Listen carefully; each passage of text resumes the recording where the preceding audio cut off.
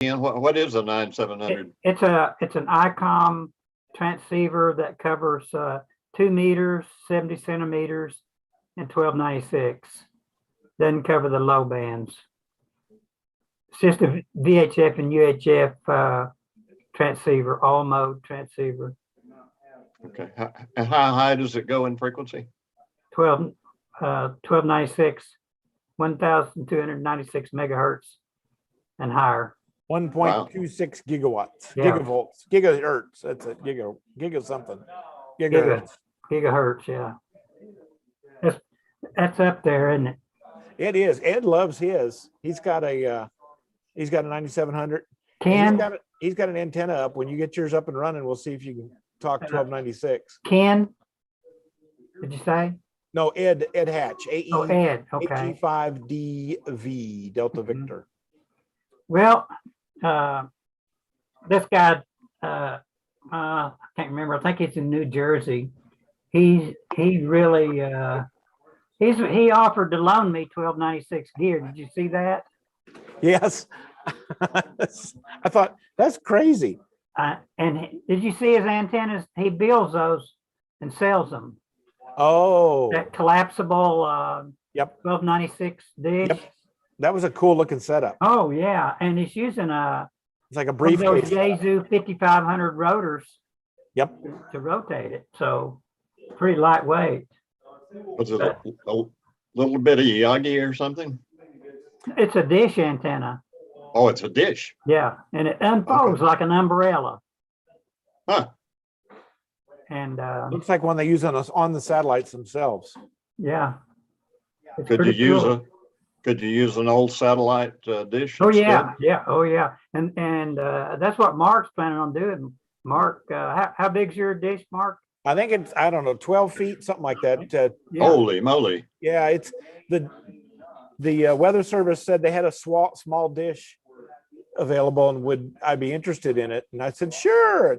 And they came around the corner and this thing was, I don't know, it was way bigger than the road was. It's, you know, Yeah. Well, that's not one of the modern TV dishes. That's one of the old ones that they no, used to use. this was for the satellites, for the Oh. NOAA's weather satellite. The C-band. Oh, okay, I got you. I Oh, understand. it's not an old C-band antenna?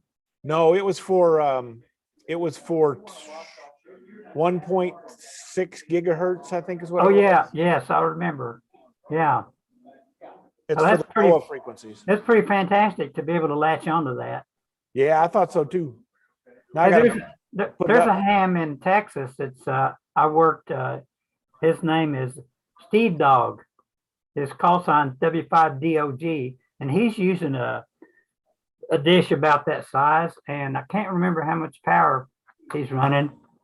It seems like he's running about 400 watts, and he really does some good.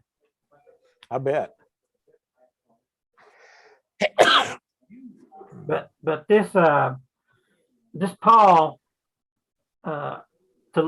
volunteering to loan me equipment, and Yeah. of course one of the things was a 9700, but there was a 250 watt 1.2 gig power amp that he was going to loan me. How much does one of them things cost?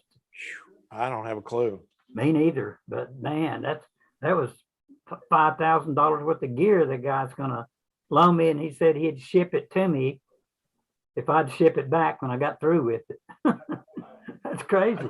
That is I crazy. turned him down because I told him I don't want to be responsible for it. Hell, you could just design an amplifier for that one, couldn't you?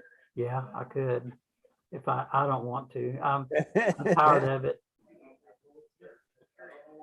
I don't know what they have for cost. But I'll be glad when you get yours up there. I know what I need to. Me too. Get your dish. Need to get after it.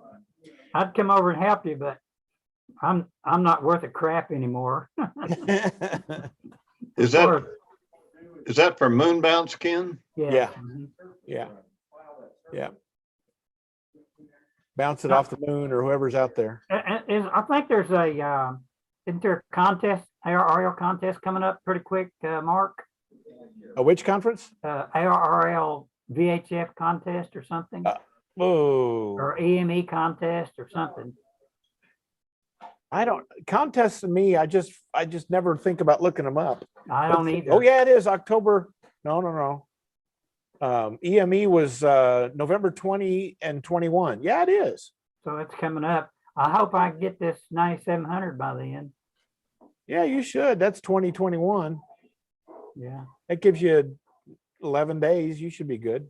I still have to, I'll have to modify my mass mount preamp because what much power? I'm using now, I'm using an Elecraft transverter, and Okay. it's modified for split, transmit, and receive. Oh, And that is the way to go. And of course, this 9700 is not that way. yep. So I'm going to have to completely rebuild my mass mount preamp. And I have another coax relay. I'm gonna have to add another coax relay to do that. Yep. But I guess I'll do that. Well, very good. So, Bill, have you figured out a way to put your grounding together? Well, I've been reading the books. The only thing that, that I'm not really confused about, but I'm undecided about is to try to figure out some way to tie it back into the house ground. I mean, if you go into the electrical code books, they don't want you to do that. They only want one ground point. They don't want, other ground rods that tie to that same point because of ground loops. In fact, in my sub panel, they made me run an isolated ground and not bond that panel. Right. And the white wires are all on one side, the black wires are on the other side. So I don't know. I know that ARL book says, yeah, tie it into the house ground too, but then And you that's got really important. If you don't tie your house ground to your tower ground, you just better not, you should not put a wire between the two. I mean, you can do it, but you need to be sitting out in your car running your tower gear and not between them. You just have to hook all those together. I mean, that's the big thing of grounding is everything hooks together. It's more bonding than grounding. But the more ground rods you can put in there, the better. They don't want the panels. The electricians don't do a second panel, but this is not a second panel. This is a connection to another grounding source. So if you have a lightning suppression system, that gets tied back to the house as well. So you want to keep separate, or you want to keep them all together. And that should be in Ward's book, in that grounding and bonding book. That should be in there like 4 or 5 times, if I remember right. Oh, it is. It is. Yeah. That's the big Definitely bad in there. because if you span that, you're gonna create a voltage potential and you'll go poof. I know I've seen. Everything that can hook to your side will go. Yeah, everything between them is so if you have a radio, if you have 5 radios that span it, it's all got to be hooked up. I know I've been on many towers where people don't understand that, and they keep saying, well, we keep losing gear here. I don't know what the problem is. And I said, I do. We had the one we're on for the SCARS one. Everybody but us was losing equipment, and went out there and talked to them, and they said, yeah, you don't have it all grounded. You're not all to the same spot. And oh, that won't make a difference. Well, we tied it all to the same spot, and it's been 6 years now, and they haven't lost a piece of gear on the tower, and they were losing stuff every 3 months. So yeah, that's a big deal. And safety, death of people kind of thing. I'm a Bixie installer instructor. Bixie grounding and bonding instructor. So that's one thing they always preach into us. One of the in Florida, the town we took the class in, one of the local electrical inspectors got lazy, and he had his whole house with the coax, with all the grounding on the east end of the house. And the cable TV came, and it was real easy to just punch in on the west side of the house behind the TV, and hooked his cable TV up to the TV, and then had all of the rest of the stuff on the other end of the house. And a year after he put the house together, he took a lightning strike and took lightning current all the way through the TV and burned the entire house down, just bigger than Dallas. Yeah. And a friend Wow. went out there and showed him what he did. He says, "You're an inspector, you should know better." "Yeah, but that would have cost me an extra 100 feet of coax." And the guy went, "How much your house cost you?" Yeah, I get the point. Yeah. I know whenever I had cable put in, they paid for the cable. Yeah, So, yeah. And they'll happily hook it up, but and mine, he my was the cable inspector, comes- so they did what they told him to. my cable comes in on, my cable is on the north side of my house, and they ran that thing all the way around the eave to come in Oh yeah, the south side. Yep. To where the router is. good for them. So they wasn't worried about it, that much cable. No, yeah, they don't care. And let me tell you, the telephone company, I had my internet through McLeod Telephone Company, and that I got hit by lightning, came in through the underground phone line, and it blew that box off the side of my house about 30 feet from the house. And that's when I discovered they didn't even have their stuff grounded. I'm not surprised. No, that phone stuff coming underground to my box, and it was not grounded at the main box out by the road. There you go. So, but I soon got rid of them anyway. Went to the That's cable, good idea. Good idea. got faster internet anyway. Good idea. Well, I'm gonna go see what the rest of these guys got going. You guys carry on. If you got any more, Bill, if you got more questions on grounding and bonding, I can happily help you. So if you drop, Okay. I need Who's some, who's I need- speaking there? I'm sorry, Mark, N5HZR. That's right. Mark, I need some help, Mark. What? But I need you to come out here and do it. Well, I'll come out there and do it for I you. I wouldn't ask you to do that, but I appreciate it. I will come out there. N5HZR is me. Okay, I got it written down. N5HZR at arrl.org will get it to me. But if you draw that up a little bit, that should work. He's very knowledgeable on that grounding, Bill, so he's the man. Yeah, Okay. on that I am. Okay. But yeah, you got to lock it all together. Good deal. I'm gonna go chase it around. Good to talk to you guys. Have fun. All right, see you later. See you later. See you in a bit. Hello, John. Hey, Ken, what's up, buddy? Oh, same old crap. How about you? Same old, man. Well, Bill, you got your tower up? Well, I was just telling them before you got on that I got the hole dug. I got the gin pole that I'm calling it, the Mhm. 20-foot piece of pipe that I'm That's going to what use. I call it too, a gin pole. Okay.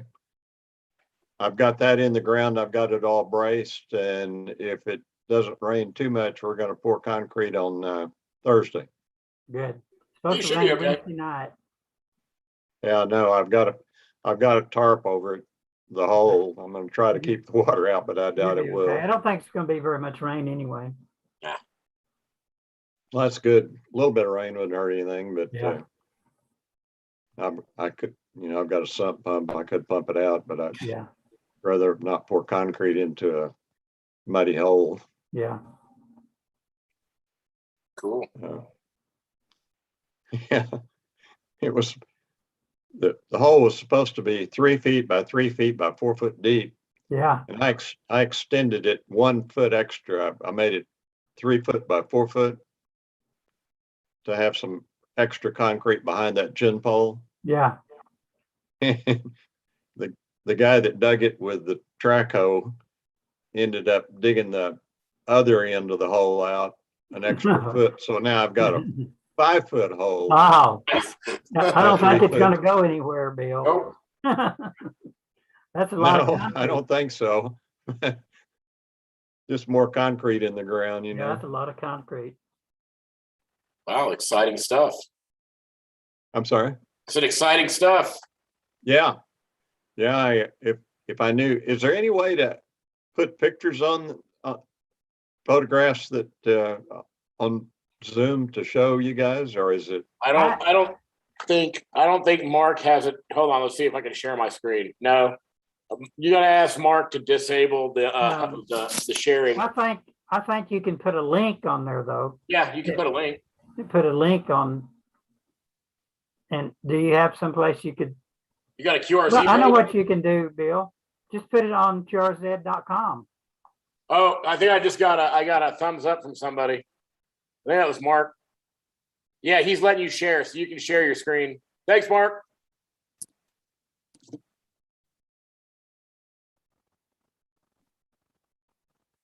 I think Mark wants to see it. Yeah, he's laughing. Well, I don't have the pictures downloaded to this computer, so it's kind of, So you can't. I do it didn't know whether now. I'd be able to. But you can put them on qrz.com.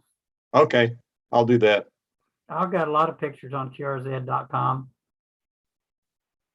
It's But I also upload them to Discord. You guys are not on Discord.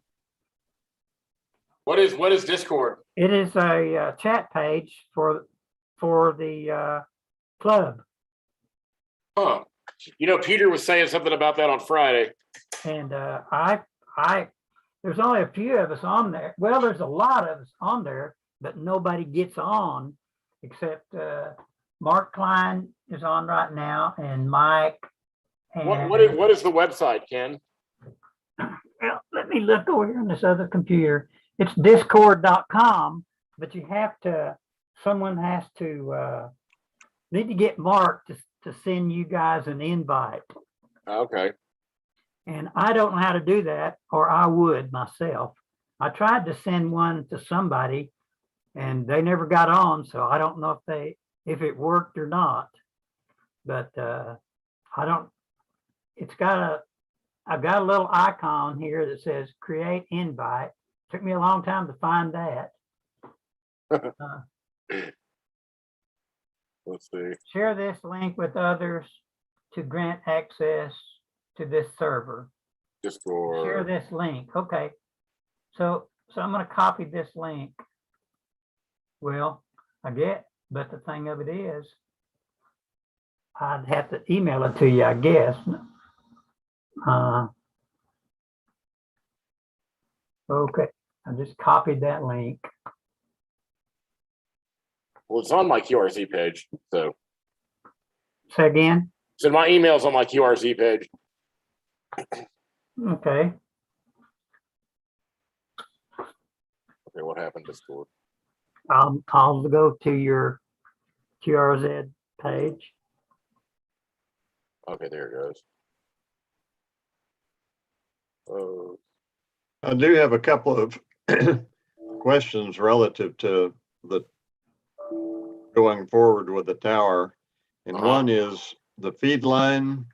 When I run the feed line up the tower, should I kind of tie wrap that to one leg of the tower? That's what I do. yep. Okay. And then Well- when I get to the top, I need to, around the mast, I need to make one complete loop so the rotor can have adequate coax to Yeah, you need rotate. to have plenty of slack in it, and after you get it up there, you can test that by rotating your rotor. Start at the north and go all the way around, but have someone watch it Oh, so you won't, if you don't have enough loop in there, you don't want to tear it up. So go slow. If you have to, you go 90 degrees, or go out and look at it, and go another 90 and go look, and like that. I have to do that myself. I've been doing, been 100 trips out to look at this EME antenna because I have to do azimuth and elevation on it. So I have to Yeah. make sure I have plenty of In- slack. So in your experience, is one complete loop enough, or does it need to be like a loop and a half, or? Loop and a half won't hurt. Okay, and that's just, you just kind of let it lay there, or? Oh, mine does droops down like that and goes back up.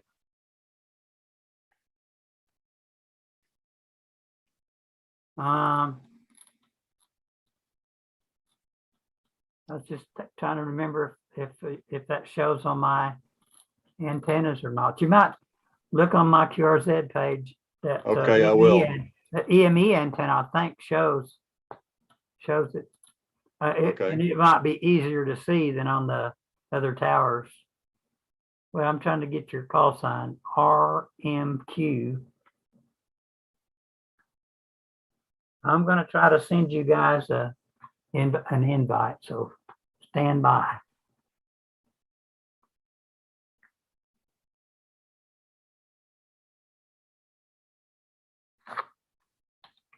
Bill, hey, Bill, do you have your hex beam put together yet? No, I don't. Okay. You need any experience in putting one together? Not really, huh? Good jokes. They're not too bad. I've helped out a couple of times.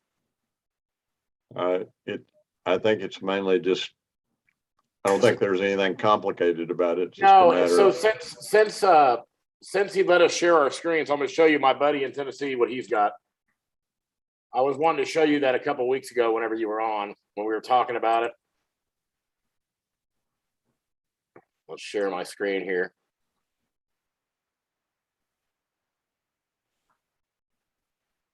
And that's what he's got.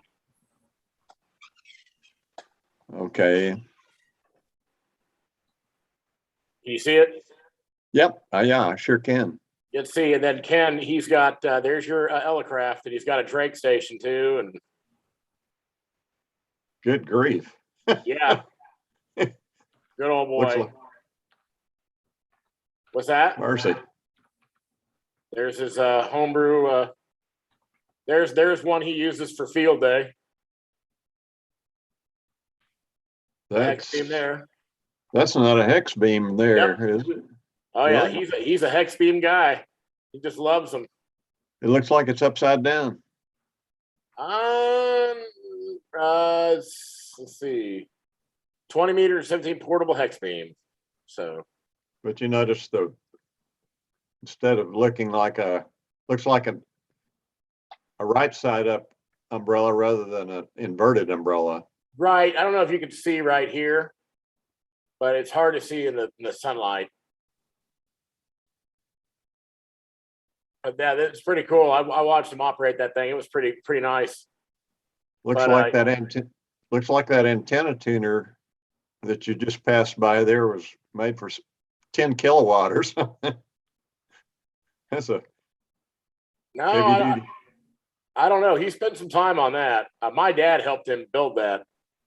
And anyway, he's real good dude. So you're on the air, you come across W4DML. He's a really good. I thought Ken would like the Ellicraft station there. There he's at with the dog. So now I'll stop.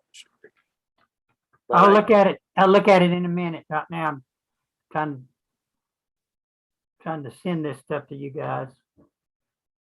Well, I'm trying to get it Discord to download right now. It's being a pain in the tuchus. I think what this is a link to take you where you need to go.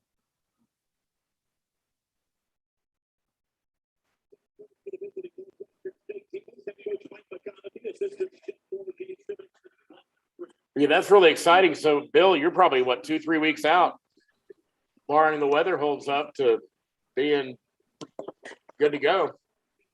Well, yeah, maybe.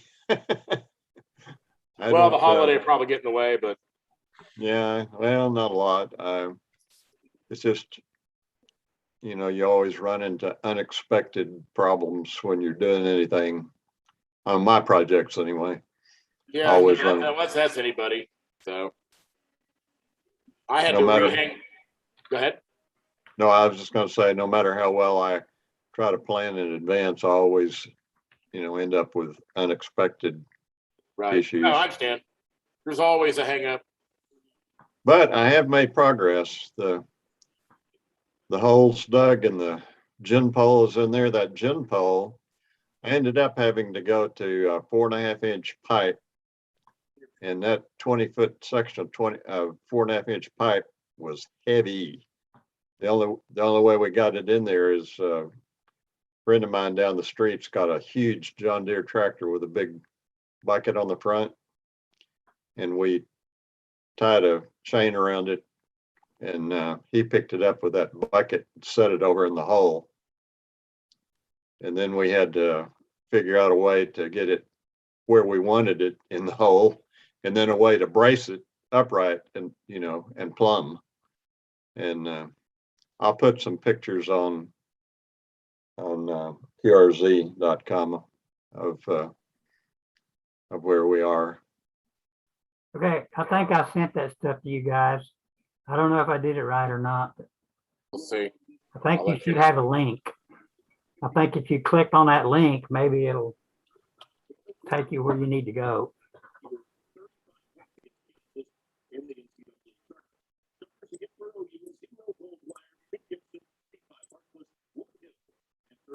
But you can share pictures on that and comments and things like that.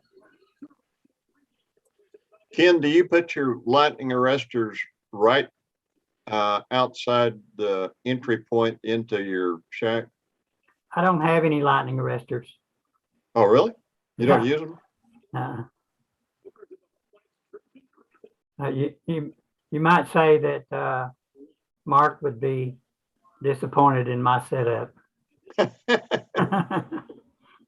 Well, it's your setup. Yeah. Yeah, I You got can do your it however email. What? I got your email. Did it work? I'm clicking on it right now. Okay. Now you just sent me a link to my email. I sent, I did. Yeah, you just sent me a link to my email. How about you, Bill? Did I do yours right? Well, I'm not sure. This computer I'm using for Zoom is my laptop, and I don't have any easy way to go to my email. I've got another computer over here. I could go look. So, Let me fire up my phone. I can look at it that Oh, way.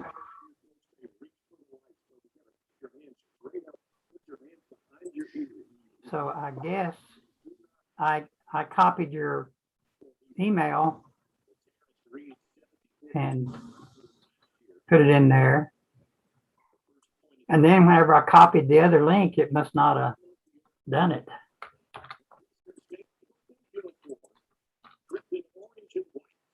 I'm sure we'll figure it out.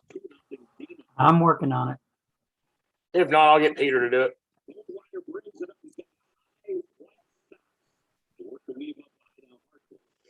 Excuse me.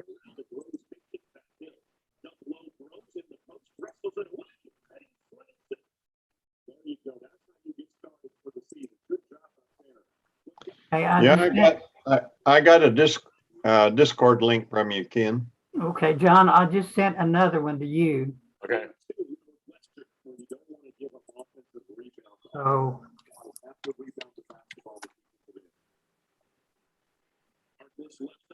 I'm looking. yeah, There you go. Yeah, I got a link.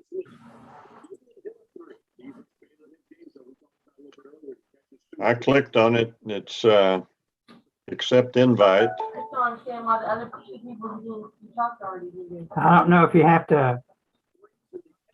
Been so Yeah, long. it looks like there's an app you have to install. It's wanting me to install something from Discord Incorporated. Yeah, there's an app. discard. How about you, John? I'm hold on one second. Really? And then what did I do? I clicked out of it. Oops. Did you click on the link, John? Yeah, I clicked on it, but then I clicked out of it like a moron because it dragged. Hey, Ken?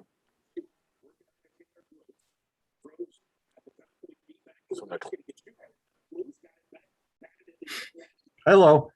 Hey, I ordered a 9700. Hey, all right. You doing?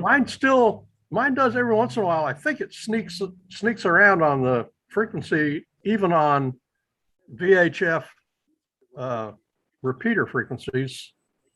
Although I can't swear that I don't bump the dial, but Yeah. I'm pretty sure. Yeah.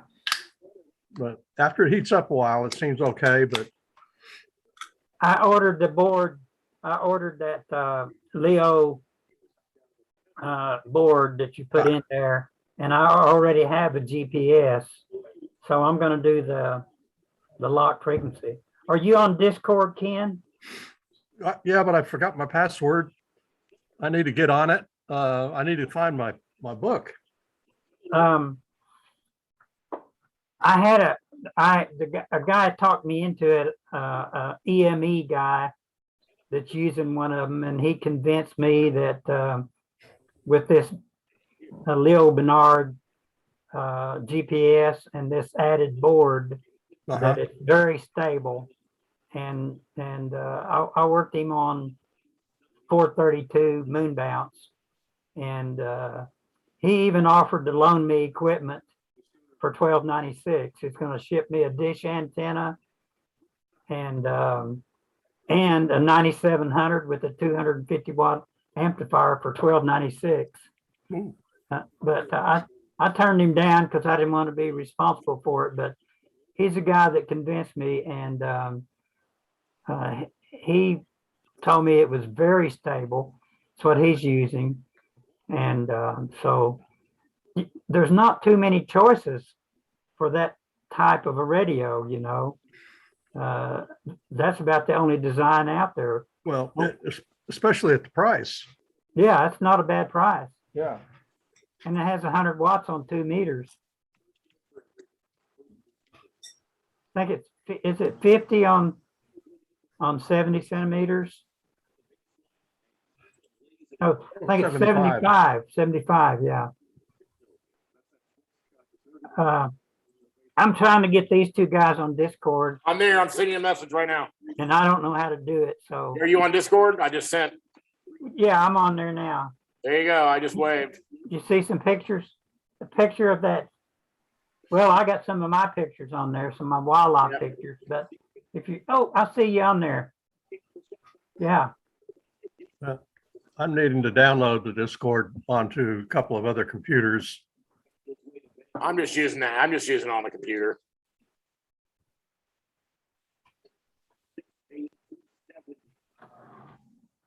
Wow. That's cool. Okay. I sent you a hello. I got it. All right. Now I'm on there. I didn't realize I was using this for one of my classes. Okay. Chris, All right. Hey, scroll up until you see that collapsible dish antenna. Yeah, I see it. That's the guy, W2HRO. He builds those as his second business or his home business. And he offered to just loan me one of those and transceiver and a 250 watt amplifier to get me on 1296. Wow. That's got to be thousands of dollars worth of equipment. Right. Nice guy. I just couldn't do that. If I burnt something up, you Yeah, know. well, yeah. Let's see. What's today? Today is the 9th. Yeah. Oh, we got 2 weeks of the sweepstakes. It was CW this weekend. Yeah. Yeah. There's some kind of a ARL contest coming up.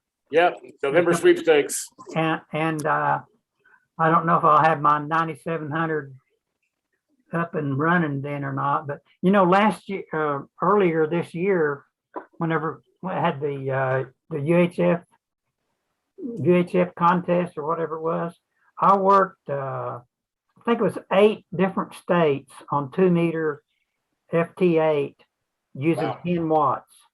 Nice.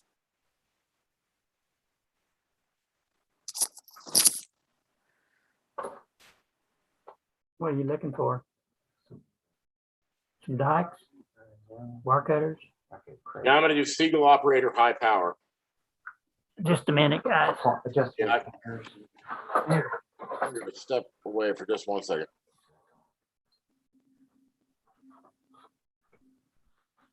Okay. Well, it seems like Bill is coming along with this tower. It's a slow go and it's quite a bit of work.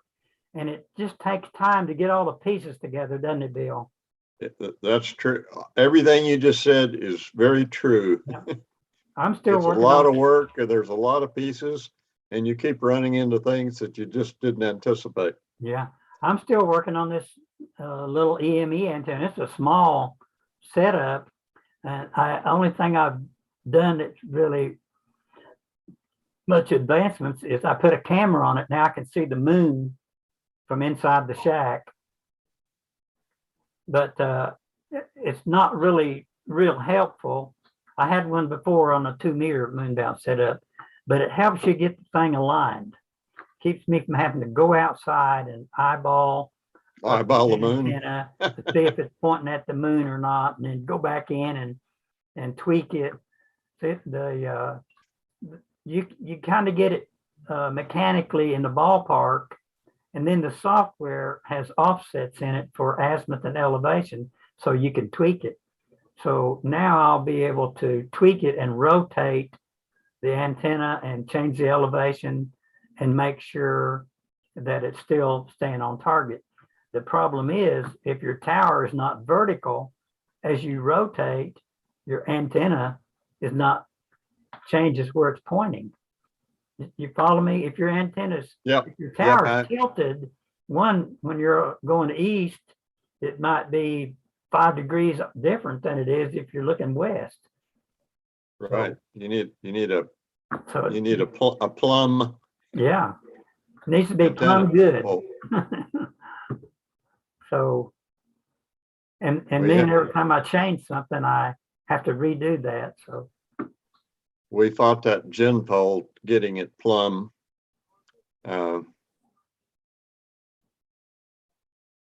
It's all braced in the hole with 12-foot 2x4s that are staked into the ground. mhm. So it's sitting there and hopefully, Hopefully the rain, hopefully Yeah. it doesn't settle and move. yeah, exactly. I've got a tarp over the hole, but I Yeah. don't know, it's hard to keep water Mm. out. I don't know if you remember how my gin pole, I've got an arm that goes from the gin pole to the tower, Yeah, I saw that. and the part that is in contact with the tower is a piece of angle aluminum. So it's like a V on that one tower leg. And I have a clamp that goes around the tower leg and clamps that. I made it that way, but I never did use that clamp. But anyway, the way I put my gin pole up, I did the tower, I put up the tower, I poured the concrete base, and mine has a tilt, it's a tilt base, round tilt.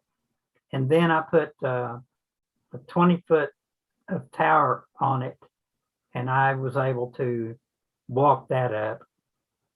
I didn't need a winch or anything to pull it up. I could walk that up because it's hinged at the bottom. And then I used that to pull up my gin pole, and it was two different pours, not all in the same pour. Oh, okay. So I was able to do that first, and then I dug the hole and put the gin pole in the hole, and then I pulled it up and braced it to the tower to hold it vertical. Follow Oh, me? okay. Before Okay, I I poured got the you. cement in it, and that way I knew it was in the right place. Right. I understand. But I mean, So how far is, with approximately is your gin pole from the antenna itself?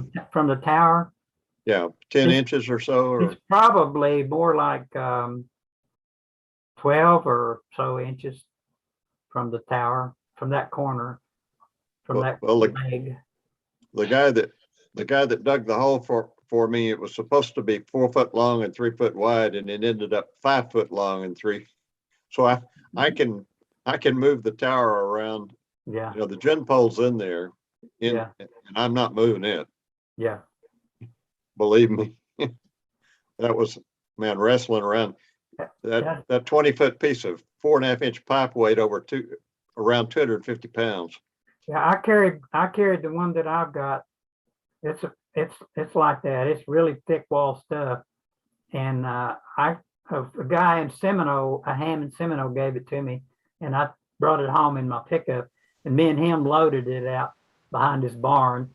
It was laying on the ground out there, and me and him loaded that sucker, and I tied it on the headache rack on my pickup, and brought it home. It's a wonder I didn't tear something up, because that thing is heavy, man.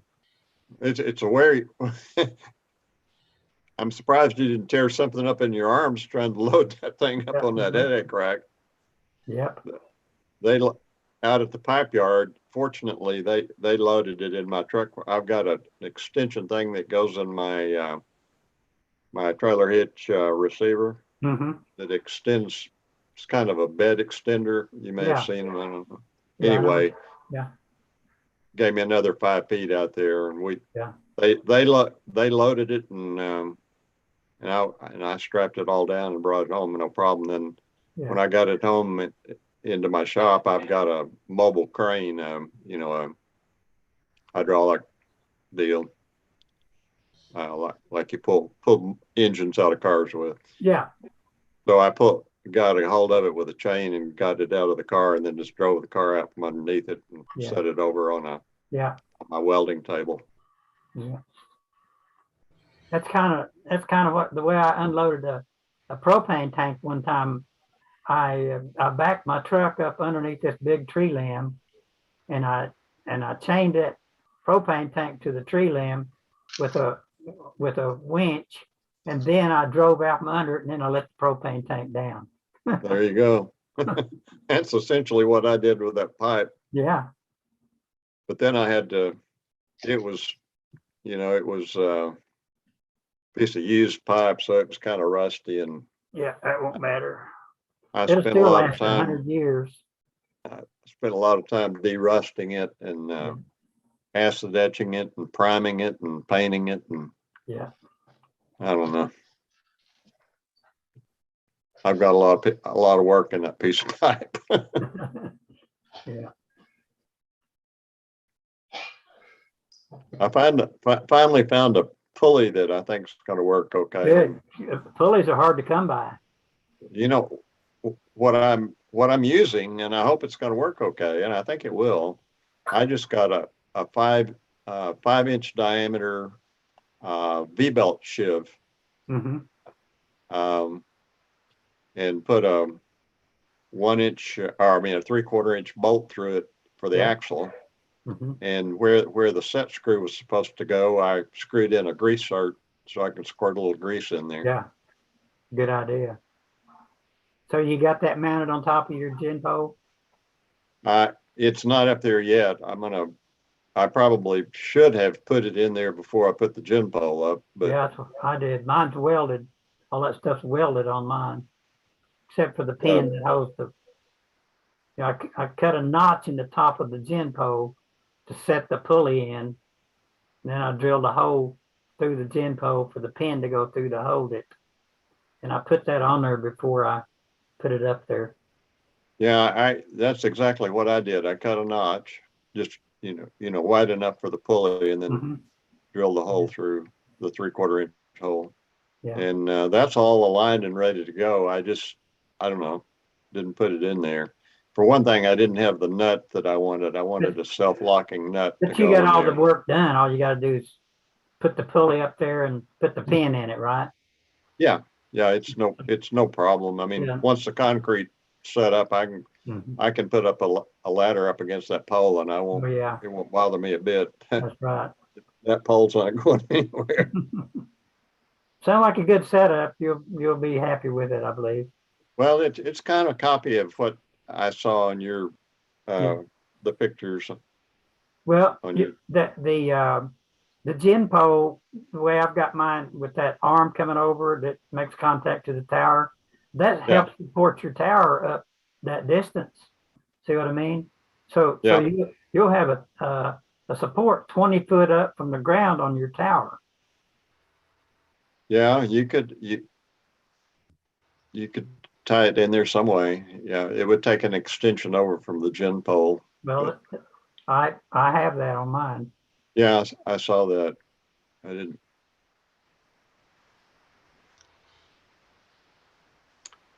I'm trying to decide whether I want to put any guy ropes on this tower or not. I mean, it's not supposed to need any, but How tall is it?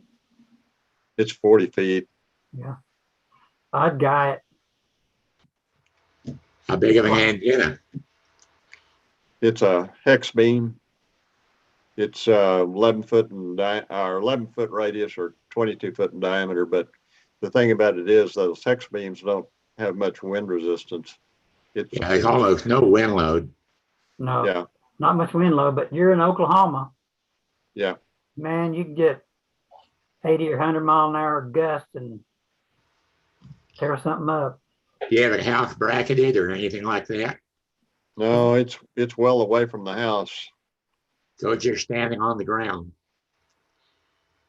I'm sorry. It's just standing on the ground, Yeah, it's standing on a concrete pad. mounted on a base section on a concrete pad. Well, yeah, I've got the hole dug, but I haven't poured the concrete yet. Okay.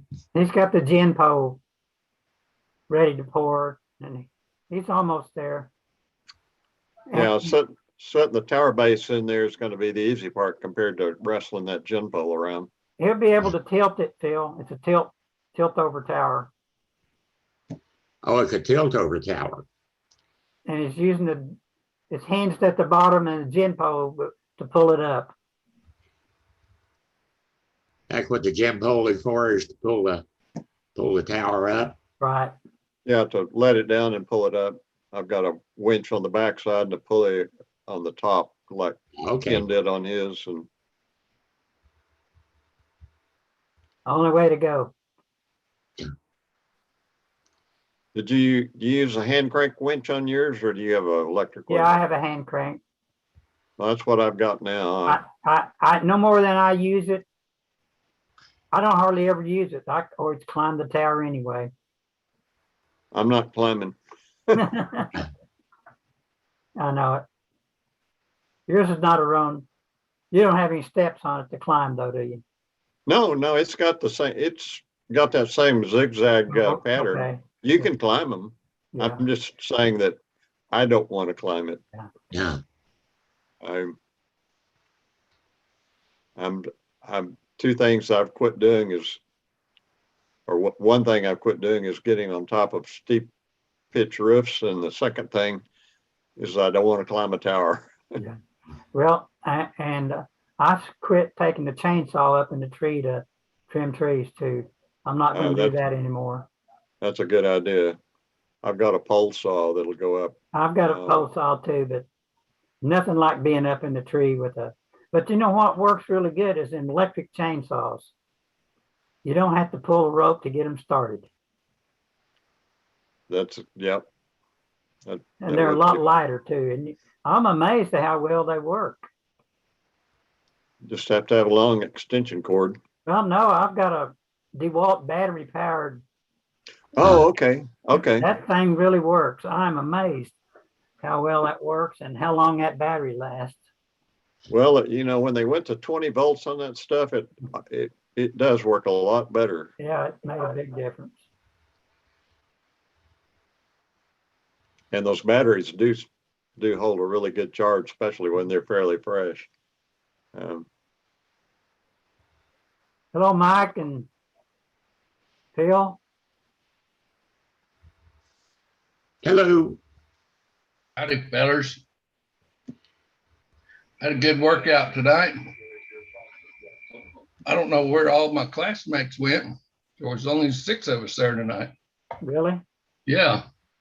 Started out with a class of 20, Where do you have to go for that class? Rose State. Oh, yeah. They got a big Olympic sized pool there. So you're doing water aerobics? Yeah. Go twice a week. Water aerobics is really good, supposedly, really good exercise. Well, it'll fool you into thinking you're not doing very much because you're in the water. It doesn't feel like you're doing very much at all. But if you cup your hands instead of opening your fingers, you get a lot more resistance, and it really gives you a good workout. Yeah, you probably realize that when you try to crawl out of the pool, right? Or, well, we have a ramp on the pool. You can walk out, but I haven't managed to get out on the ladder yet. I've never seen that, a ramp, huh? You just walk up the ramp. Yeah. That's probably 30 foot long. Oh, okay. So it's not steep incline or anything. Not very steep, no. Cool. Even an old guy like me can make it.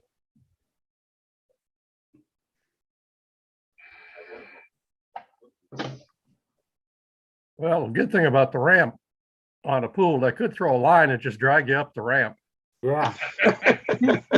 They need a slide, don't they? Or the paramedics could go down the ramp with a stretcher. And Water aerobics is very low impact, and that's a good thing in terms of Yeah. your joints and yeah, especially when you've got a bunch of worn out joints. That's a fact. I've been kind of planning, thinking about going back to the Y and getting on the rowing machine. There's Sounds like a lot of work, Ken. That's You a could lot of work. Just Hey, climb nothing- a tower 2 or 3 times a day. Nothing that tortures your total body as thoroughly as that. Yeah. Just climb a tower 2 or 3 times a day. That'll give you a workout. Yeah, that's true. And that's true work in the physics sense, going up. And it doesn't give you any of it. It's kind of like government. You get nothing going back. They don't get credit for that coming back. It's just work going up. Yeah. I'm playing with an idea Oh, that my goal is a 70 centimeter Ed Fong style, but not quite J-pole with junk that I have in my toolbox. so it's a J-pole, huh? Well, that's what I'm thinking it's going to be. Mm-hmm. I haven't put it on a meter to see what it looks like, but Yeah. I'm about to. I was going to do that tonight down at the firehouse, but my wife decided to trip and break her arm. Oh my God. Oh, no. She okay? She's going to be fine. It's Is she it's home? almost the best it could be if you had to do it. Is she at home? Yeah, she's home, but it cracked the bone right below the ball in the socket. Well, Yeah. you don't have a socket up there, but right below the head of that bone, there's got a nice little crack right across it. So they're gonna So put they got her her in a sling and take a look at it in a couple of days, and Yeah. it should be okay. But She didn't another rip trip to any ER. tendons loose or anything, huh? That's what we'll find out more about after the swelling's down, and but she's got it in a sling and immobilized, and we'll Boy, see. do I know that. And if it had been broken in the middle and they could splint it, that'd be different. But where it's at, they could put you in a body cast almost to stabilize it, and it wouldn't do anything anyway. Not really, but anyway, found a little treasure at the Enid train show. Oh, yeah. TV antenna compass. It's a Simpson too. It is, Yeah. and the Yeah. movement's good. Everything that was associated with the system is missing, but What kind of movement? Pardon? What micro amp movement is it? It'll say down there on the bottom. Yeah, it's got a number 44. I can't read it. Yeah. I'm pretty sure it's 1,000 ohm per volt meter movement. There's a number 4042. You might be able to look that up and find out if that's a 1 milliamp movement or Well, 100 microamp movement. I put a ohm meter on it and it read 1,000 ohms at mid scale. The meter went perfect mid scale at 1,000 ohms. With it, just dumb luck, I'm sure, because of the current in the meter. But Yeah. so I'm guessing I'll put I'll measure actual current and voltage and we'll get a scale on it. But I'm betting it's probably 1,000 ohm per volt, 2 or 3 volt movement. Don't know. Look it up though. That would be a 1 milliamp movement. I think it yeah. probably is. Yeah, back then. But it's very smooth, fun. It's a nice big Yeah, it meter was sit- too. It was sitting on a table. I looked at it and the guy says, "You want it? It's yours." Mhm. Wow. Wow. Price Okay. was right. I thought so. So Ken, tell me what an antenna compass is used for. Those are expensive. Some nice little air variable caps. Yeah. Variables. This one I think will take 100 watt. It's got pretty good caps. Well, in I it. can tell by looking at it, it'll take 100 watts. So that's Yeah. probably going to be the heart of my. I've built remote antenna tuners with things like that. You put a 12 volt, Probably what it came out of. put a 12 volt DC motor on that, and Yep. you could change directions, and you can tune your antenna remotely, and you know that antenna tuner at the base of the vertical antenna is the way to go, and it's not really an antenna tuner like we call it. It's a impedance matching device. Well, anyway, they look like fun to play with. Yep. I picked up a Versa tuner, going back in time a little bit, but a guy had a Versa tuner there for $20. Wow. And I don't have anything except my internal tuners now. So now I have an external tuner. So I had fun at Enid.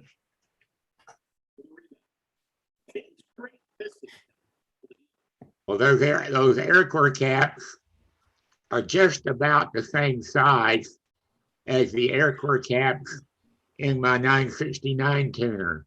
Yeah. And it's a 1,500 watt tuner. Yeah. Yeah. Well, of course, yeah. So What's the voltage? it The looks problem, like I'm air looking gap. at a loop, mag loop, using it in a mag loop. So you get a little bit more voltage, I think, across the end of the loop. Well, I don't think you'll have any trouble But I with think it'll 100 work. watts in a mag loop.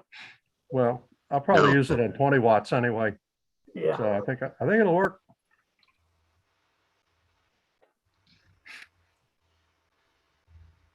What else is interesting? So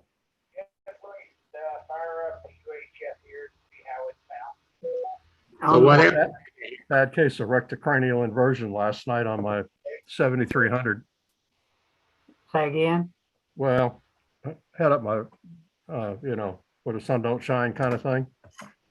Couldn't get any signal. Man, what's wrong with this thing? I switched over to the QCX with the antenna lead. Well, actually, I measured the antenna first, put both, see if it shorted out in the backyard or then I scanned it. It looked good. I put it back on. Still didn't work. Switched it over to QCX, worked great. Pushed it back. Finally figured out I had my RF gain all the way down to 0. It didn't do anything. Say, you got the QCX working, Ken? Yes. Not the amp, but the tuner. I mean, the transceiver works great. Oh, good. I didn't know I didn't realize you had it all finished. Yeah, I got the tuner. I mean, the transceiver. How many bands or what bands does it cover? It's a 40 meter. 40 meter only? Yeah. And it does CW and whisper and Does CW and it does whisper. And you can do beacon, general beacon as well. yeah. So Have you ever done whisper beacon? I've set it up and run Whisper with it. Yeah. And I had it set up on my single counterpoise 40-meter vertical. And it got East Coast, West Coast, South Texas, and way north in central Canada. Yeah, And so I was pretty well pleased with that. you bet. And it's how much power? 5 watts? 5 watts, but probably 4, but the voltage I was running 4 watts Yeah, probably. Yeah. Yeah. So I do derate it a little bit. If you ought to run, you could watch, I guess you was watching it on whisper.org to see who copied. Yeah, And if you run that thing overnight, I guarantee you, they'll hear you in Europe and Australia and everywhere. well, the one thing about that radio and Whisper is Hans cautions against keeping an eye on whether the finals heat up on it. Well, just But lower the power, But I did something to it that I think lower will the help. power down to a couple of watts and Yeah, let her go. well, but you don't really have the adjustment on that. At voltage, you turn the voltage down a little bit. Yeah, you can turn the power supply Yeah. down, Yeah. running about 10 volts or so.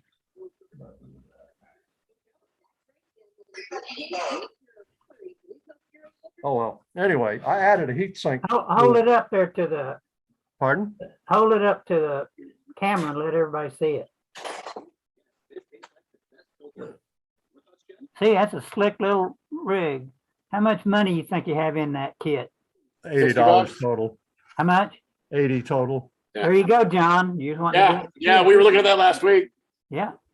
Look at No, that. I did add the SO239 Yeah, because all of my cables are wired that way. yeah. Is that a CW? It is a CW. It See, does that- one that- more. I did one more thing to it. Well, I did 2 more things to it.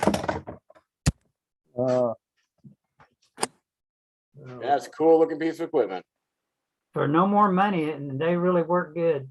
That's what I hear. I don't have that particular one, but I have it's called a Ultimate 3,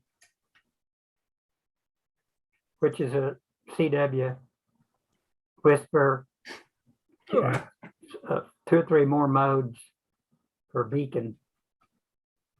I got to get busy with my amplifier. This might be the week, but that heating problem on the finals on this, and he uses that same configuration on the new digital transceiver that he's got, where he takes the little plastic transistors, folds them over against the large Heat sink. the large ground plane of the circuit board, Yeah. and that's about, and a big washer on top.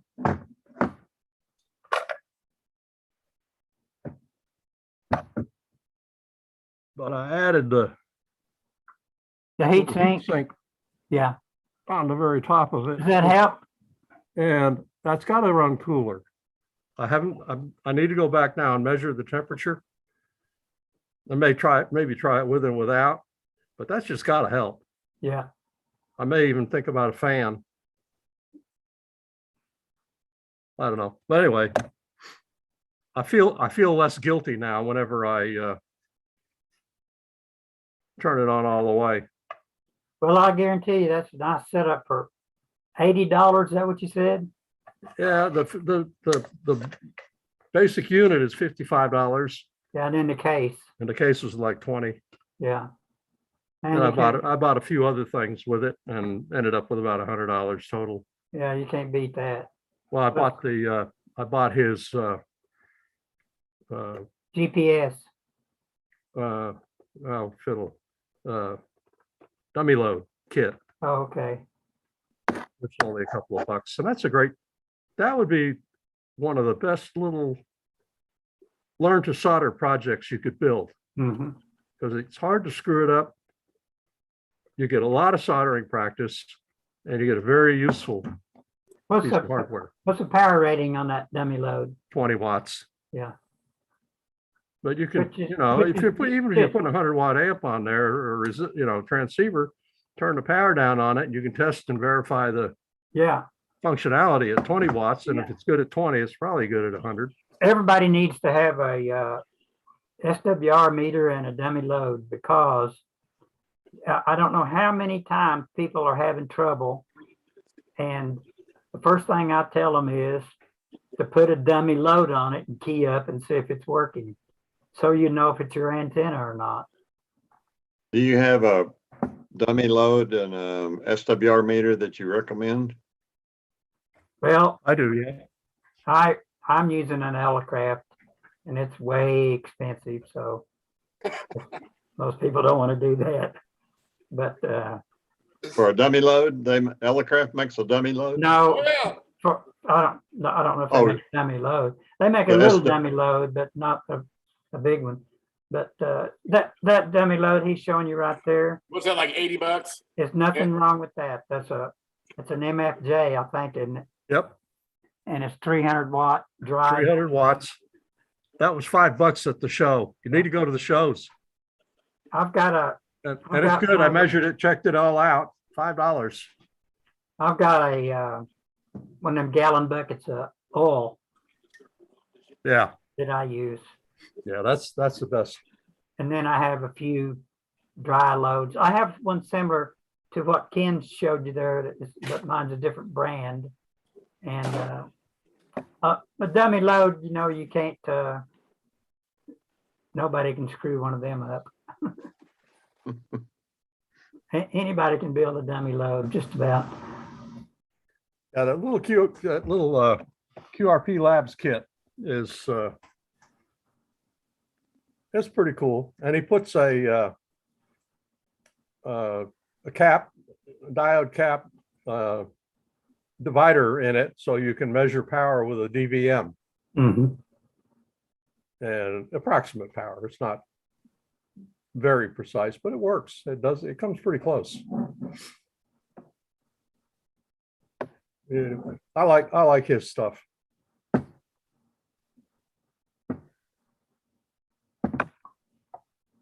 Didn't you say you had a GPS with that too, Ken? Pardon? Didn't you say you had a GPS?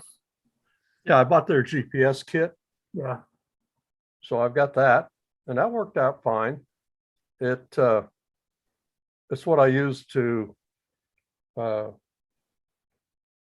the whisper with the transceiver, Yeah. and that gives you some frequency discipline. And I also bought one of their little crystal replacement kit thing. You know, basically you can use it as a reference. Mm-hmm. I don't see why you can't take one of those and make a little simple CW transmitter. Yeah, you could. That's what I'm planning to do with it. So is it a synthesizer so you can change? Yeah, it's got the synthesizer, Mhm. and you can discipline it with the GPS as well. Oh, that's pretty cool. So it'd be very precise. So would that little GPS that you have work with it? Yes. Yes. Well, there you go. And my thoughts were when I did that I could get my 10 meg Yeah. reference frequency out of it. And it would be GPS discipline. So it should Yeah. stabilize at 9,700 some, Yeah. not to the level that you need, but Well, but you know, Ken, the 10 megahertz input that's on the 9700, right. it doesn't have anything to do with stabilizing the frequency. Really? I thought it sampled it with the latest Yeah, firmware. they are misleading us, and that's the whole problem. And even some of the YouTube guys that talk about it, they think that 10 megahertz input is stabilizing it. It's That's not what even connected to that. It's something to do with calibration. Huh. So they're misleading. And Well, they kit, mislead you to get in the manual as well then. the kit that I ordered from Leo Bernard, it's got it's just a very simple little circuit board with a couple of capacitors and resistors and an inductor on one side of it, and it's it's got the little piece of coax, and you replace that coax in the back of the 9700 where the GPS hooks up. You replace that whole cable to go to this little board that you buy. And what this little board does, it sits down on top of their oscillator, and the inductor on the bottom of this little Leo Botner board injects a 10 megahertz, injects a signal into their oscillator, and you use one of the Leo Botner GPS that is a synthesizer, and you set it to what their oscillator frequency is, which is 49 point something megahertz. I don't remember. And it locks it to that. And that's how this thing works. And the little board is like, I think it's like $35. Of course, their GPS, you wouldn't have to use their GPS but it has to be a synthesized GPS that you can change the frequency on. So you can change it to their to their oscillator frequency, which is 49 something megahertz. So and I already have their GPS. I've got a couple of their GPSs. So I ordered that little board, and I don't have the 9700 or a little board yet, but they've already taken the money out of my account though. Oh, yeah. Well, They yeah. don't take them long before they do that. Well, you need to hurry up and let them get the money before the government comes in and confiscates it. Yeah. Right? Gotta hurry up and get my radio. And John, you'll be happy to know that when I get this radio, I'm gonna also have a microphone.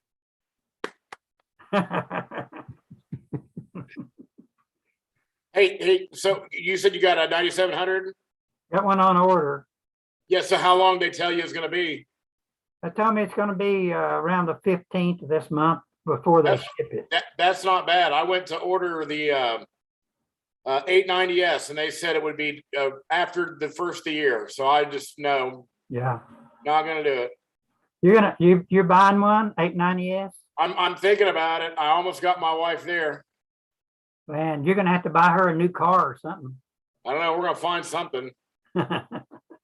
Maybe her ring can grow another rock or something. I don't know. I got an aunt.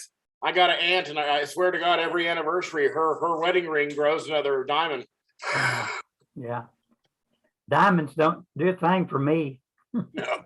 I'd a whole lot rather have a better tower, better antenna, or So would something like I.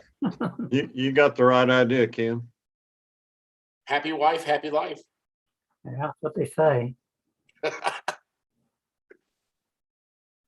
But no, yeah, I really want one of those radios. That'd be great. But they gotta get their. I think it's what, the chip shortage. Is that what they're saying it is?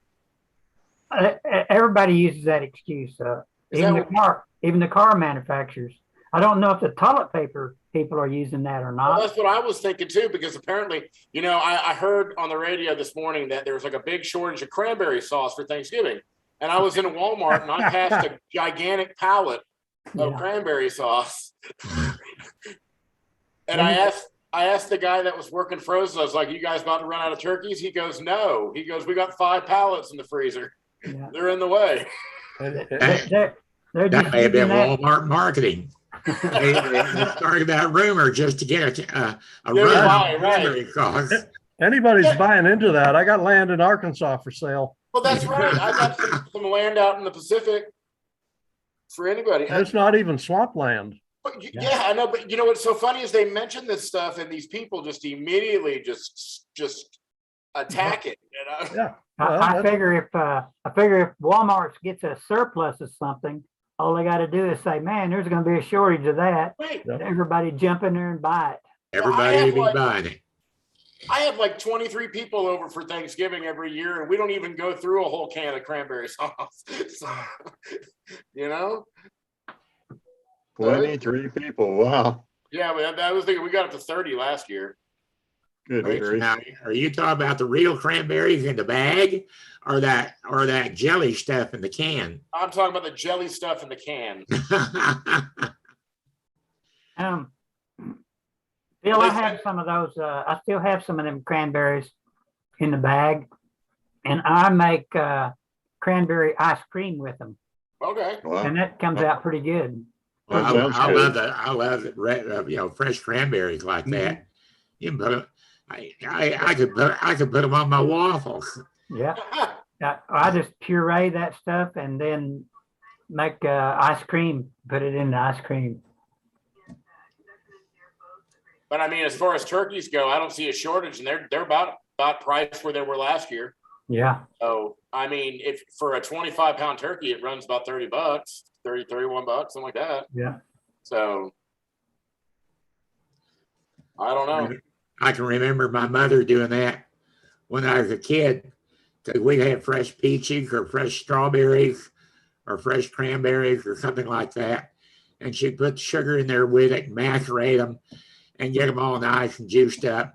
And then take some of them and put them in the blender and puree them Yeah. and serve that as topping for the homemade ice cream. Oh, yeah, yeah. And it was Oh. good. Hard to beat that stuff. Hard to beat. No. I don't think I've ever had cranberry ice cream. Yeah. And another thing my mom used to make was elderberry jelly. Man, that stuff is really good. Yeah.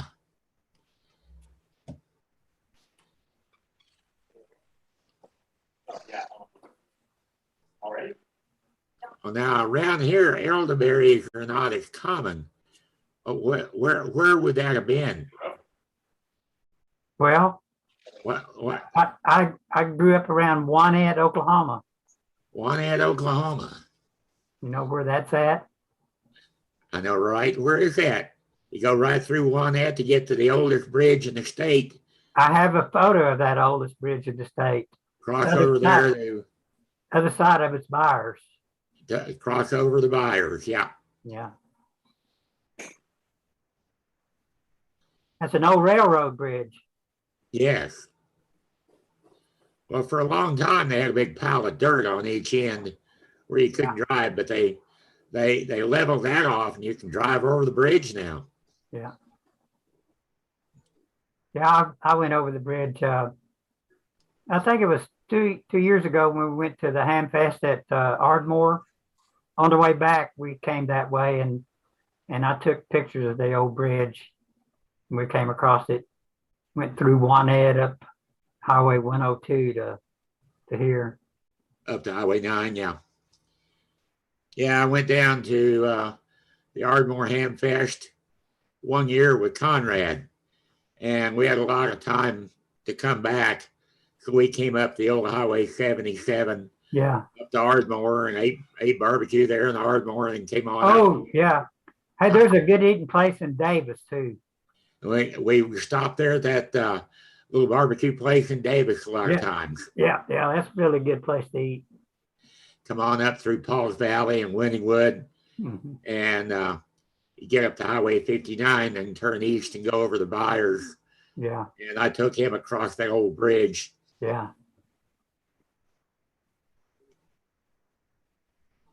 I don't know. Wanette's pretty well dried up. They probably go across that bridge to go to Byers to buy groceries. Byers is not a very big town itself. That's right. Byers not too big. But yeah, you go up to Wanette, I think that corner where the tractor's place is out on Highway 39 has more economy than all the rest of Wanette right now. Yeah.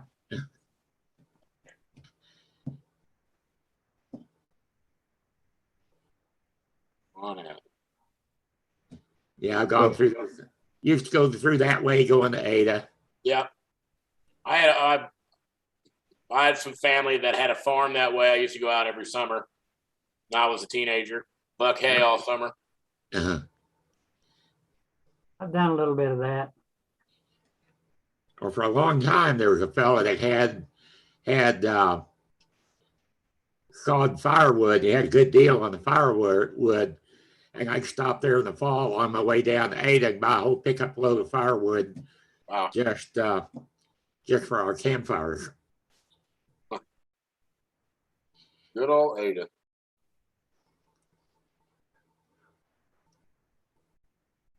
Let me ask a question about the SWR bridges. What about the combination SWR bridge watt meters? You know, the double needle devices that have 2 needles, 2-meter needles in them, and Yeah. Phil's fixing to show you one, I think. See. Yeah. like that. yeah, That's yeah. a, And of course, you get the dedicated bridges. They got a bigger meter that's easier to read. But you just read where the meters cross on the red line, and it gives you the watts. Yeah. I don't expect to get the same accuracy that you would get out of a bird 3-line watt meter or something like that. But for our use, for hand use, that's what I use on HF all the time. yeah, there's nothing wrong with that, Bill. Okay. Yeah, those bird meters are expensive. Yeah, and you don't really, I mean, how accurate do you need to be when you're measuring watts, Yeah, true. you know? Those things. Yeah. Somebody's got a bird there. I sold my bird at the Oklahoma City Ham Fest, and I sold it way cheap. I had a brand new bird with a bunch of slugs that I had never used in years.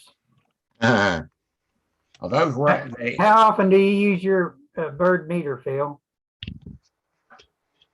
I've got it connected to my VHF station, so it just sits there and runs. Oh, okay. Every time I key up the VHF, Yeah. it gives me a meter reading. Yeah. And of course, I've got an output power control on the transmitter where I can turn the transmitter down to 10 watts for the MACnet in the morning. You get to check in early if you're on 10 watts or less. I turn it down to 10 watts, and that's the meter that I use to measure the power. But yeah, those elements now are anything up to $100. Yeah. I bought one at the Hamfest for HF. It was a 1,500 watt element for 3 to 30 megahertz, and that thing cost me $100 just for the element. Yep. Yeah, the little cross meter watt meters are fine, especially for HF for what you're doing. Let's see, I've got one over here. I'll see what it is. In fact, that's the meter that I use to tune my AL80. I've got the transmitter into the AL80, AL80 into the line tuner, and then on out to the antenna. And I peak the output of the AL80 on that cross meter right there. This is There's one. that's a Daiwa, and it's got a big dial on it. Let's see, it goes up to 200 from 160 meters to 2 meters, and Does it have a low power, high power switch? there's the back of it. There you go. And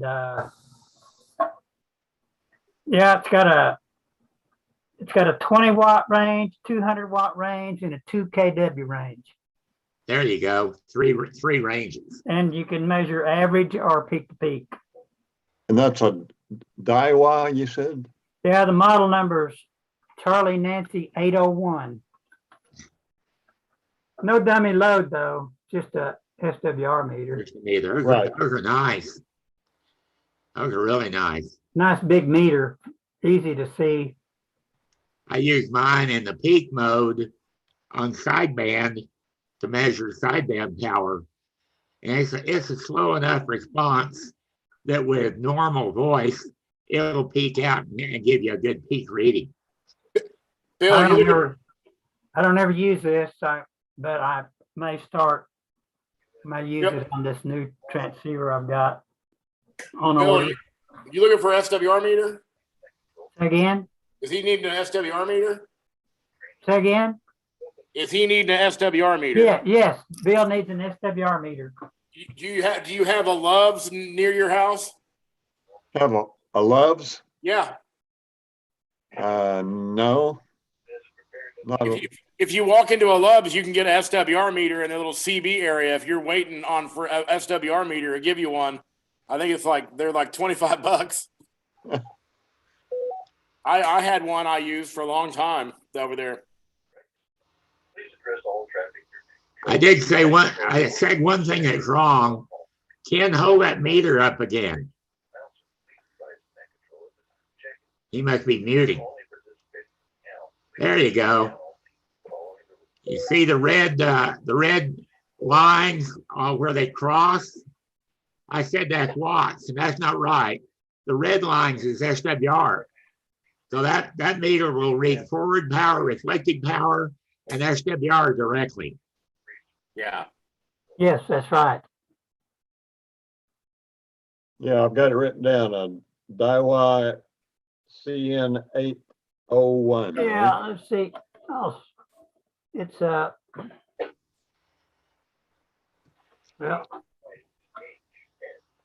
the DAIWA. DAIWA. I actually spelled that right. I'm surprised. I'm surprised I pronounced it good enough for you to spell. Hey guys, I'm gonna cut out of here. They're starting the nets. Okay, okay, John. You guys Me have a good too. week. Talk to See you you next week. later. See y'all next Bye, week. John. Later. You leaving too, Mike? I guess he's going to the net too. Bill. Have I lost you? Bill? I think he's looking at the net too, Ken. Yeah. Yeah, I'm looking at the net, but Chad's not marking anything down.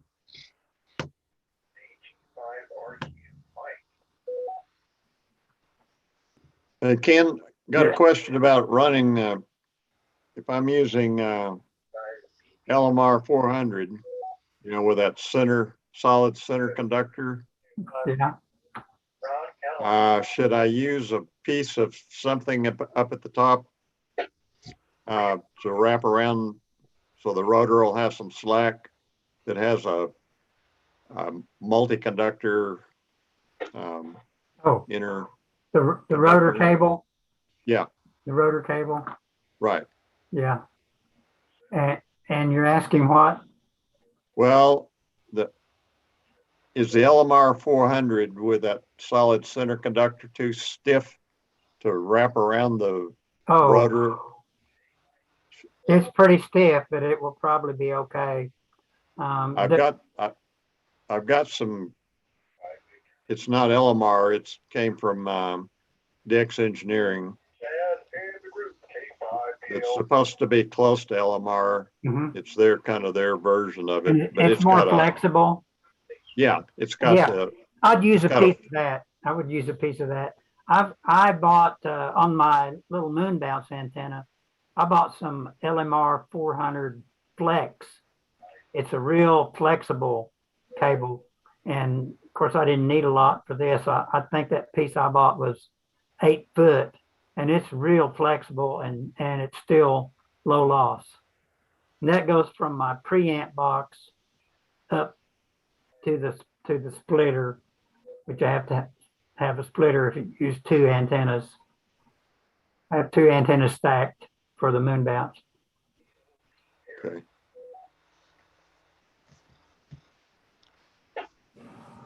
And then I use from the output of the splitter, output goes to each of the antennas, and I'm using LMR 400 there too. You got to have low loss stuff on moon bounce for transmit and receive. It's not so critical down on, 6 meters and down, but when you get up to 432 megahertz, you don't want to have very much loss in your coax. Now, if you look at one of those loss tables, as the frequency goes up, the loss goes up Oh, tremendous. tremendously. And that's why LMR 400 is It's good. It's just good. It's just good cable. I use 213 to go out to my big vertical. It's RG8 size. Same Chad in the group, KD5UG. size of the LMR 400.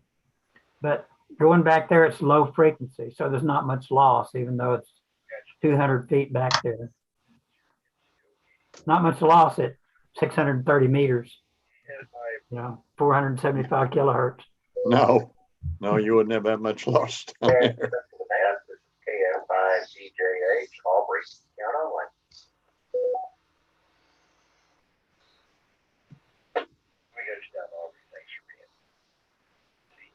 So you powered up your radio yet, Bill?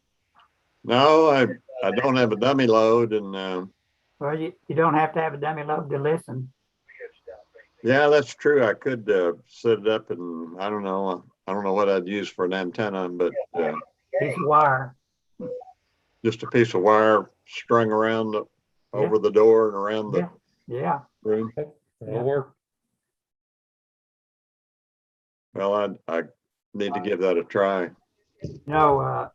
Years ago, back whenever there was a group of us doing experimental on 630 meters, that's down below the broadcast band. There was a guy in Aurora, Colorado, that had a loop inside of his ham shack, thumbtacked to the wall. The loop covered the whole south wall, and he could copy my 630 meter station from inside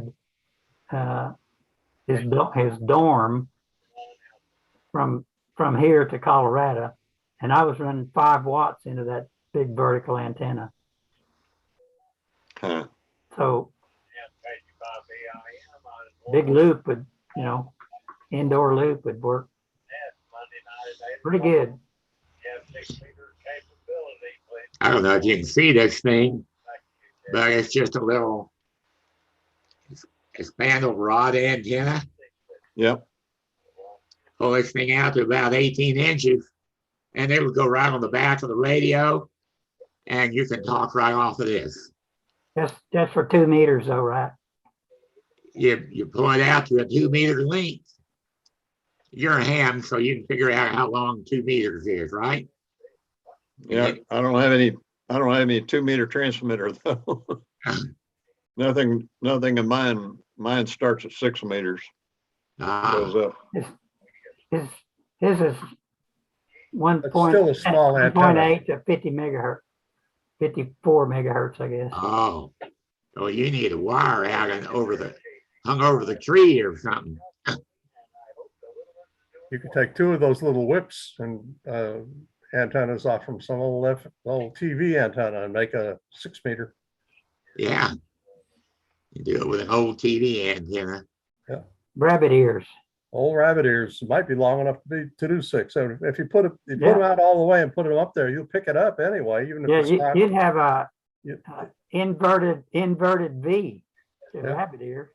There you go. Inverted the wrong way for. I think I've got a pair of rabbit ears around here somewhere. When all my antennas were down, I just took SO239 and put a wire on the center pin and screwed one onto the base of the thing and stretched it across my garage. Yep, From I've corner to done that corner. before. And That's it all you worked need, Bill. tolerably well. That's all you need, Bill. Wire hooked to that center pin. And Yeah, you got a banana plug? yeah, that worked. Take a Yeah, banana I've got a plug and banana plug. stick the Yeah. longest piece of wire you got on it. Just stick it in the center conductor of in the back of your radio and stretch that out. The radio is grounded, I'm assuming, or you can ground it. Well, it would be grounded. Yeah, or I can ground it. You could ground Sure. it, and if you Hard do to say it'd that, be grounded you're through gonna the pick up power a lot supply, more but than you it think you would. will. Yeah, it's probably grounded through the power supply. Did that on this old Drake receiver for receive-only antenna. I took a jumper cable with a banana plug on each end and stuck one end into the SO239 center pin, and I stuck the other end into the green wire ground on the electrical receptacle. So that green wire goes in the wall up into the attic, all the way across the attic before it gets to the main box to an actual ground. So I had about 60 foot of radiators there, and it worked pretty good for a receiver antenna. The only problem with that, Phil, is it's running parallel to a wire that's carrying 60 hertz signal. You might get a little noise with it, yeah.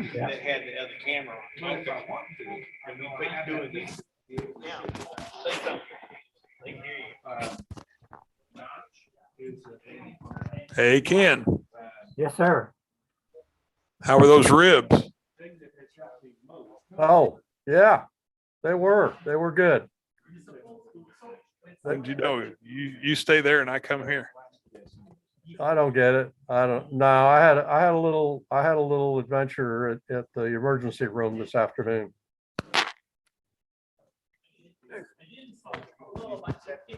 Guess I could go over here where you can see me, but then I have to scoot down. So, hello, everybody. Hey, Anyway, yeah. how's it going? I'll go back over here to the computer where I can see you guys. Yeah. Anyway, Well, there's no advantage in being able to see us. my wife fell and I can see you guys broke on a the bone in her computer. arm. So, Go ahead, Ken. are you there, Sam? Yeah, I'm here. Anyway, so Kathy fell and tripped on the floor over at the Mathis Brothers store and literally broke her arm. So, I can hear you, but I'm having a hard time understanding everything. It's kind of noisy here. yeah, it is. It gets that way. Turn the volume up a bit here. Anyway, Did that make the people at Mathis Brothers pretty nervous when? yeah, I got some business cards and lots of, oh my gosh, we're so sorry and that. So I got a feeling that, I mean, really the way the flooring was done was bad. But I'm not sure how it's going to work out. We'll see. Well, there's probably some lawyers around that would love to take that I'm case. sure they would. And I mean, it wasn't entirely their fault. I mean, she has. I think that should at least be good. Anyway, I know, but anyway, the legal people would have fun with it, but we'll see. Main thing is she's going to be okay. Yeah, true. That should be good for a new mattress, though. Well, I'm thinking a good recliner. Yeah. New recliner? Maybe Sure. two. Massage, one of those massaging recliners. Two recliners, one for her, one for me. If you'd sign a release, they'd probably go for that. Yeah, well, we'll wait and see if the insurance will actually pay anything first, and rather than try to put it off on the other people. Oh, I would try, at the least, I would tell my insurance agent where that happened and what the circumstances are. And the insurance company might just send someone over there. Yeah, and you're right. And really, all I care about is if she's better. So the good news is that the way the break is, the way it's at, she doesn't need surgery. She doesn't need a cast. She needs to immobilize the arm, and a bone knits pretty fast. So That's not, probably in a week, it'll be. it's not going to help your CW skills, is it? Pardon? It's not going to help your CW skills, is it? What, mine? Yeah. It wasn't me. Oh, it wasn't you. Oh, it was my wife. Oh, well, that certainly won't help either. Buddies. That won't help or hinder my CW progress, but but it was a scary few minutes. Did she stick out her arm to land to break her fall? Say what now? Did she put her arm out in front of her to break her fall? Yeah, she did. That's how it. And it just, we do that. We'd be better off if we just curled up, and just Yeah, went we down. definitely would. But it was a straightforward fall, and there was no better way to do it. Well, Fall on your face. the only thing that I can tell you is I did the same thing. Only I tripped over, crawling over a fence and fell and put my arm out, just an absolute automatic reaction, stuck my right arm out in front of me to break the fall. And it ripped all the rotator cuff tendons loose from this shoulder completely. That's what we don't know yet. And I had to have shoulder surgery and a replacement joint. And it was a terrible accident. And it takes a lot longer to heal than they say it will. Yeah, Oh, yeah. tendons are a pain, but Well, they didn't even try to hook the tendons back up. They put what they called a reverse shoulder joint in, replacement joint, and didn't even try to reattach the tendons. And the arm works pretty good. I built up a little strength in it, I think, working on that darn chin pole, Yeah. wrestling that thing around. Hey, there's Sam. They turned the camera around. yeah, there you go. That's more interesting anyway. Boy, You do know I what look you're doing. fat from this angle. See if I can- That's like listening to yourself in a recording. Yeah. Yeah. Anyway, I don't know, couldn't hear it at that point. Yeah, when I was doing security camera work, I'd look at myself in the security camera and said, "Who's that guy with no hair?" It's looks good from down here, but from up there, it's pretty thin. So, Yeah, I know. except for Phil. Yeah. Took the barber an hour to get that much off of mine. oh, but by the way, Sam cleaned up in Enid. What'd he do? He won the grand prize. Oh, he did. Yeah. What Yeah, was I it? I went home with a lot of stuff. I bought 2 Morse code keys, an ICOM AH4 tuner, a 4-position antenna switch. I mean, I really cleaned up, and then I won the grand prize when it was all Oh, over. wow. Got a Kenwood radio worth almost 500. So Wow, what kind of Kenwood was it? yeah, I Was don't it- remember. 2 meter? Was it a Yeah. 2 meter? Yeah. Dual band. UHF, UHF. Okay, two bands. Huh? It is a Kenwood TMV 71A. Yeah, that's a good transceiver. Yeah, that's what I've heard. Kenwoods are making some good stuff. Well, I like I've got a walkie-talkie or handy-talkie of theirs that I really like, but I got it so I could do D-Star. But I don't think this mobile does D-Star.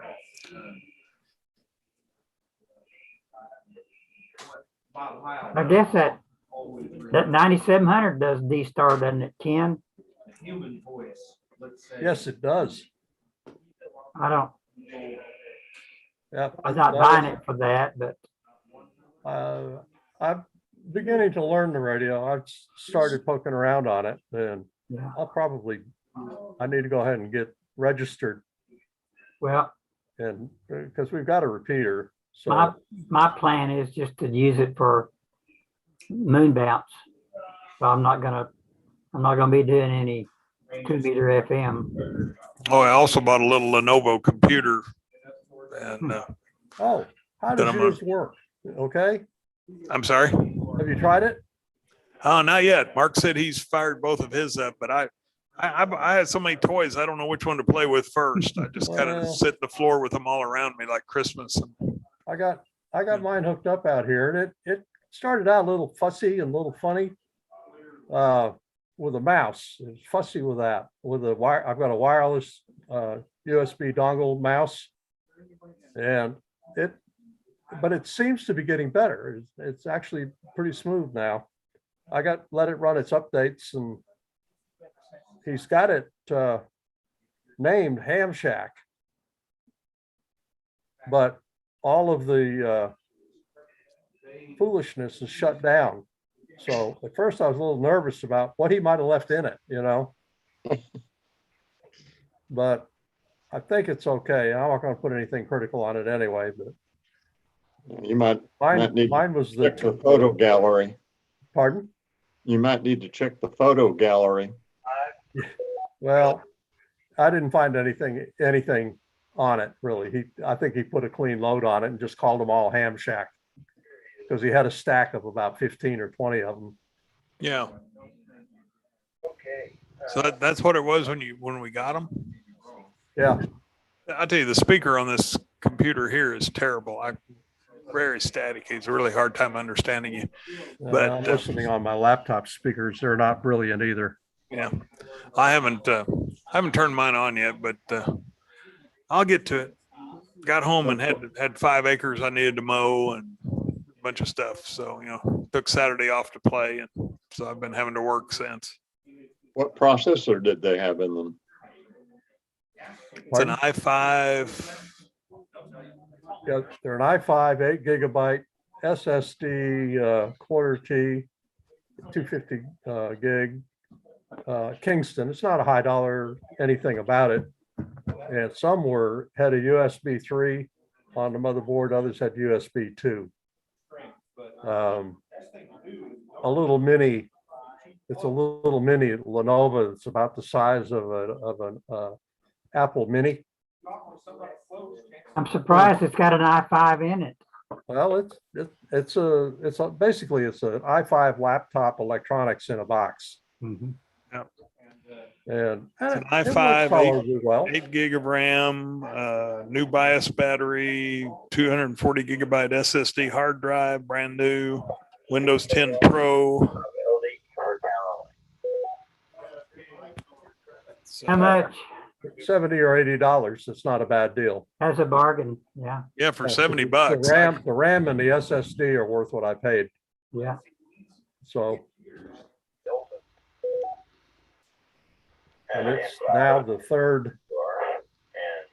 fourth most powerful computer in the house. My daughter and my fifth. The 2 grandkids and my daughter have a little more power, and it's about equal to the laptop I'm using right now. So. But anyway, that was a good deal. Yeah. It really looks just like this computer I'm sitting at here at the fire station is an IBM, and it looks just like it, pretty much same size and everything. I mean, it just sits in under the monitor. A lot of businesses have the version that bolts onto the VESA mount on the back of the monitor. Yeah. Same basic thing. Yeah. So it's a pretty small computer, huh? Yeah. Well, I think it'll run everything I want to run. I want to put all the software that runs my radio and all that on it, my logging software and all that kind of stuff, and that'll free up my laptop for Zooming and doing things like that, and for programming radios and stuff. I'll probably still do off the laptop, but. Well, I've got an old HP laptop and I don't use it very much. I'm sure everyone's aware, but we are probably looking forward to a very cold winter. Here in the shack, I always use desktop computers. But I use that HP hooked up to my VNA if I go out in the field to check an antenna or something. It's nice to be able to have a portable antenna analyzer. I was on the radio. That's not real. Half the stuff I bought, I have no idea what I'm going to do with. It was just a good deal, and I've been haven't been to a ham fest in a while. But I bought a ICOM 9700. It's Ken's fault.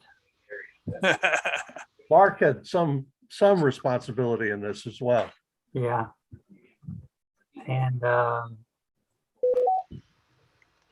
and I bought one of those Leo Bordeaux boards that fixes the frequency drift problem on that transceiver. And I already have the GPS, so it's going to be rock solid. That's my $20 wonder. Yeah. I don't think I got hurt. No.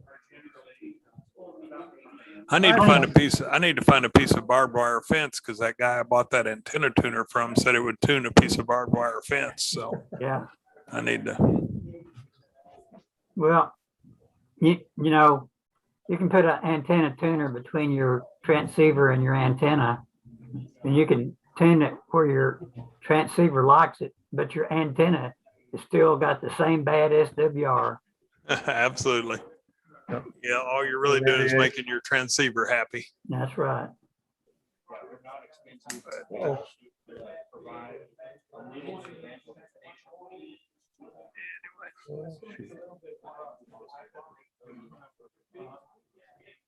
one thing that happened to me on that X beam, ordered it from DX Engineering Yeah. and was reading the manual and got to the page where they were talking about hooking up the coax jumper. And they said, disregard this. We no longer supply the coax jumper.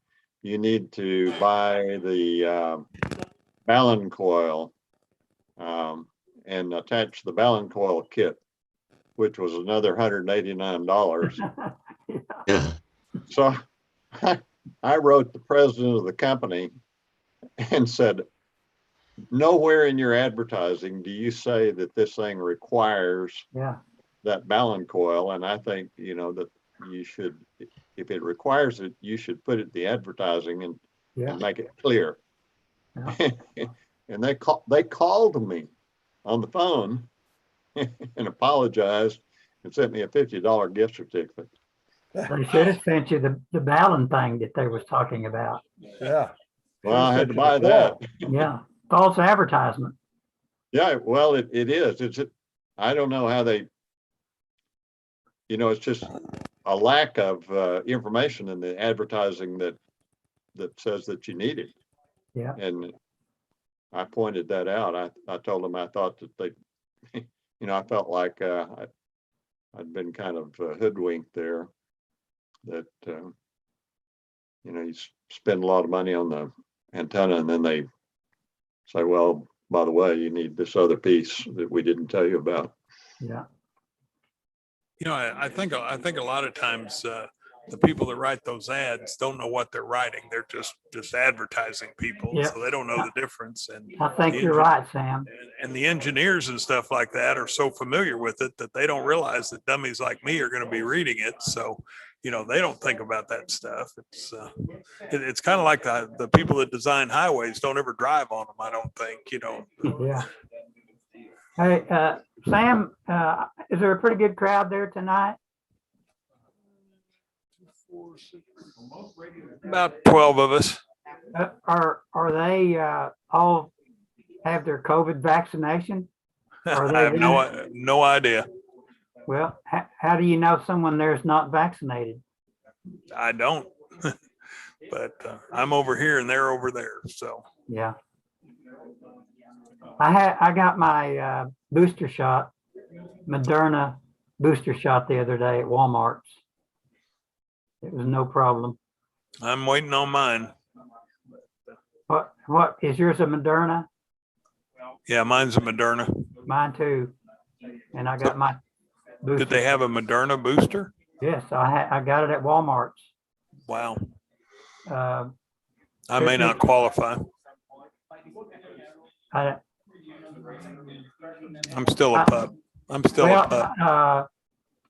I think I don't remember exactly how they word it, but you know, you have to be old like me or in some other category. And you know, if you work around a lot of people, or if you're in a certain industry, you can still get it, and they're not going to refuse it to you if you go in there and tell them you want to get it. I had to show them my my shot record, which showed my other two, and the only thing they was concerned about was it needed to be 6 months from the time I had my last Moderna shot.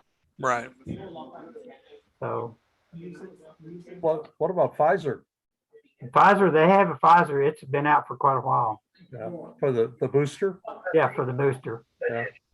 Yeah, I didn't know the Moderna booster was out yet. I Yeah, actually went in the pharmacy the other day because the drive-through was back up 400 cars, and yeah. there was a sign about ask us about your booster, but I didn't ask because I didn't think Moderna was out yet. I got my Moderna booster, and I also have my flu shot.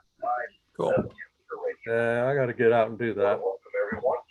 And I would like to thank I have an Advantage, Medicare Advantage plan. Yeah. Next year, they're not going to cover COVID hospitalization unless it's a declared emergency. Right. Wow. Well, they're not going to be my, A lot of them have already that done won't be that. my insurance next year, obviously, Yeah. but I don't know how they think they can get away with that one. Who's your plan with? Pardon? Who's your plan with? What company? That's with Global Health. Well, what I read is that they have been covering the copays and the deductibles. In other words, but they're going to quit that. It's going to be like anything else. Like you have an appendicitis, you have to pay the copays and you have to pay that. My paperwork that I got from them excluded hospitalization for COVID in 2022, unless we are in the midst of a declared COVID emergency. Wow. And I talked with an agent today, in fact, and he said they're the only ones that are doing it. I would think. They obviously got hammered. They're a small group. I'm watching, but You know, put me down. now that you're going to cut their own throats. We won't talk on the second round. Y'all have a good night. Anyway. 85 years Geo. Crazy world. Yeah, you might consider switching companies. I'm not planning to. I can't go. I'm not going to go risk that. I mean, I'll take I have the vaccine. I'm going to take the booster. Chances are pretty good that I'd get through the year fine. But if I don't, and I end up in a hospital for 3 months, I'm destroyed. Yeah, right. I agree. Well, I tell you, don't count on the shots to keep you from getting COVID, because I had both series of shots, Pfizer shots, and had waited a month and then quit wearing a mask and promptly got COVID. Wow. Well, yeah, but were you hospitalized as a result? Oh, no. It was fairly light. I mean, that's what they said. And my primary doc is a retired military doc, common sense, very straight shooter. And way back when he said, get the shot now, because the second pass, when it comes, your likelihood of going in a hospital will be significantly less, even if you get it. Yeah. And I think that's held out to be fairly true. I don't know. Yeah, I agree. It has. Yeah. It has. So, Yeah. Mine was more like a bad cold, I guess. I don't know. I had some chest tightness, soreness, but I didn't have any trouble breathing. I didn't have any fever. My oxygen level was okay. But As old as I am, I don't want to take a chance. So that's why I'm getting if they need a fourth shot, I'll take it too. I agree. Not Me that too. big a deal for me to do. Twice. The government needs to not be going mandatory. It needs to be going, please, it works. And because people are getting their backs up and they're not going to take it, Yeah. and they might otherwise have actually taken it. Nobody likes to be forced. I know. Well, but you're not going to get everybody in any case. But I think they're having fewer people take it now because of their position. Well, what I say to them people is, the COVID shots are free, but if you don't take them and you get sick and have to go to the hospital, it's going to cost you thousands of dollars. Well, it's still anyway. I'm going to get mine. I think it's a little bit. It's a little bit like some other bad habits we have. It's part of the IQ test. yeah, I agree.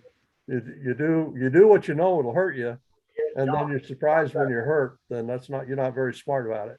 And another thing, You do something me, like free free climbing and you political. fall and you hurt yourself. Well, if you take responsibility, that's one thing, but you're going to blame gravity later. I mean, Well, to me, this is not political. It don't matter if you're a Republican or Democrat. I agree 100%, Ken. There's nothing political about getting an inoculation for COVID. That's right. need to take And the- I don't understand the no vaxxers. I don't either. I agree with 100%. Got a little radio sputter there. KI5 ED Ricks. Well, guys, I'm going to drop off here. It's been very enlightening, and I appreciate all the help you guys give me. Well, we do what we can, and good luck on your antenna. Good to see you, Bill. Hey, now that you have Discord going, get on there and send me a message or something. Let me know how you're doing. Okay. Let me know how your antenna stuff's coming along. I'll post some pictures of what Yeah. I've got so far on QRZ. Okay. All I'll right. see you later. Guys, Good I'm night, gonna go see what's happening in the room here, and see you. I'll be on Zoom. I'm gonna start alternating, so I'll see you on the Zoom next week. Okay, good deal, Sam. Take care, guys. See you later. KC5 Move the camera. Ben.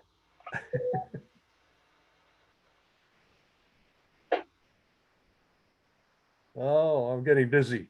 I was thinking Ben's having fun at Elmer side up there. I think That's a good shot. All right. E5AS Oh, well. Mike.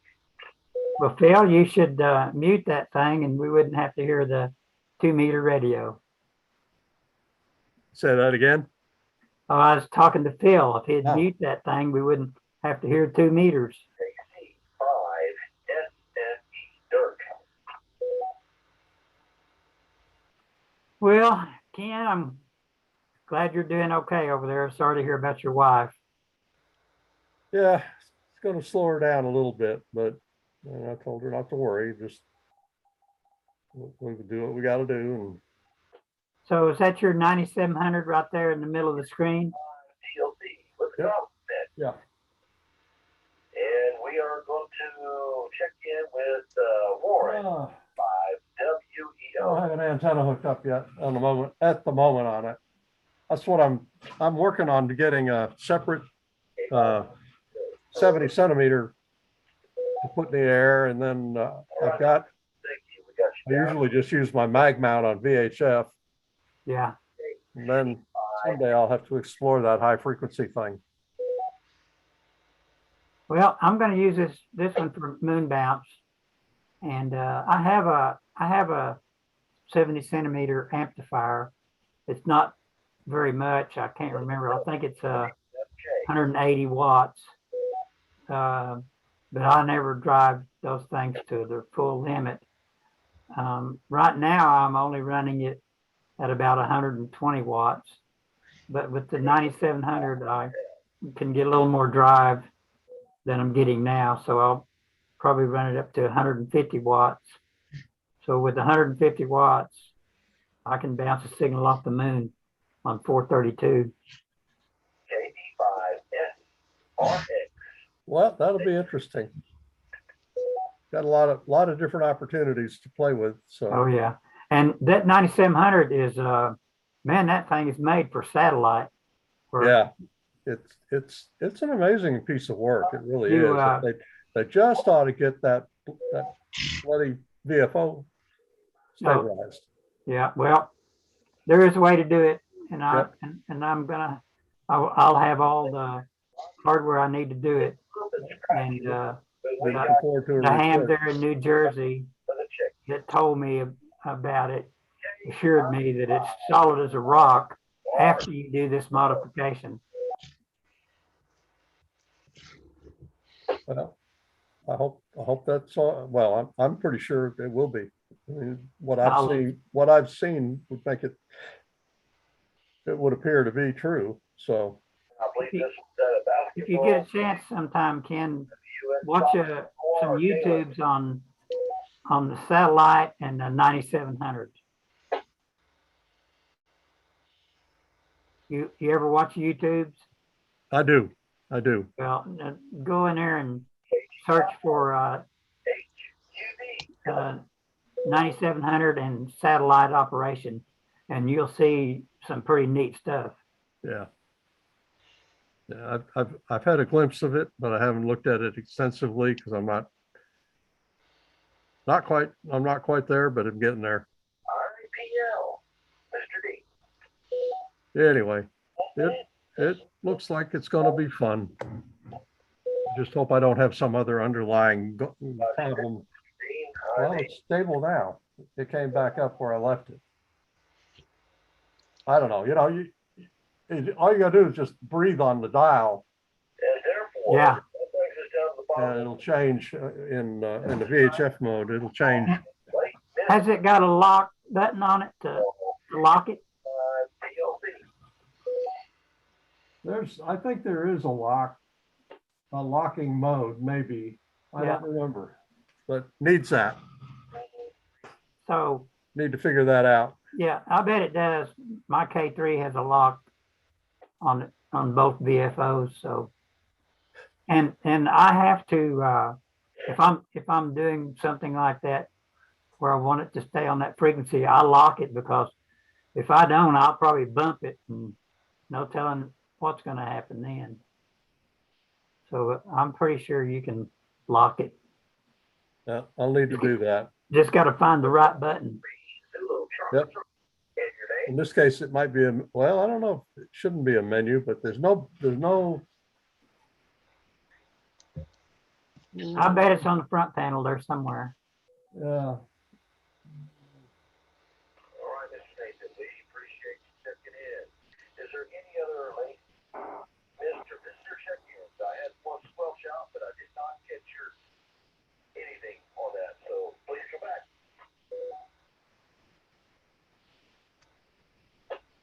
Oh, well, I'll have to read the book. I hate to say that, but Well, yeah. I got to hide my man card. Well, I got a lot of things to learn. I don't even have one yet, and I've got to learn how to hook up to the computer for digital mode and all kinds of stuff before I can. For me, that part's fairly easy because it basically clones the 7300. Mhm. That part of it, at least.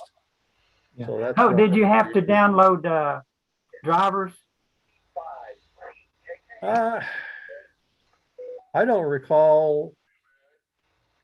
So are you using the USB connection from the I radio do. to the computer? I do. So whenever you plugged in if you had your radio I turned think on, I think I did download them on my other computer that I had out here, but it was pretty painless. so I just wondered if I'm going to have to download the drivers. You first. might, but you can go get them. And I thought, I'm not so sure that when I plugged it in, it didn't go get them. Yeah. I was wondering, are you using Windows 10? I used it what? Are you using Windows 10 or? I'm on 10. Okay, well, the computer that I'm going to be running is Windows 7, so it may not have the drivers in it. That's possible. And this computer here is Windows 10, and the other two desktops here are Windows 7. I'd really like to get completely on Linux. I've got a second computer in here that's a Linux box. Yeah. And I'm going to, the TVs, the monitors can take multiple inputs. So I'm going to put the Win 10 box and the Linux box both on the TV set. Yeah. So I can switch either channel to either computer. I don't want to learn another operating system, so I'm not going to do Linux. Yeah. I got to get busy. I got to put together a slideshow for Saturday for the meeting. Yeah. The I've got train 10 or train 15 meeting? minutes. Huh? How much?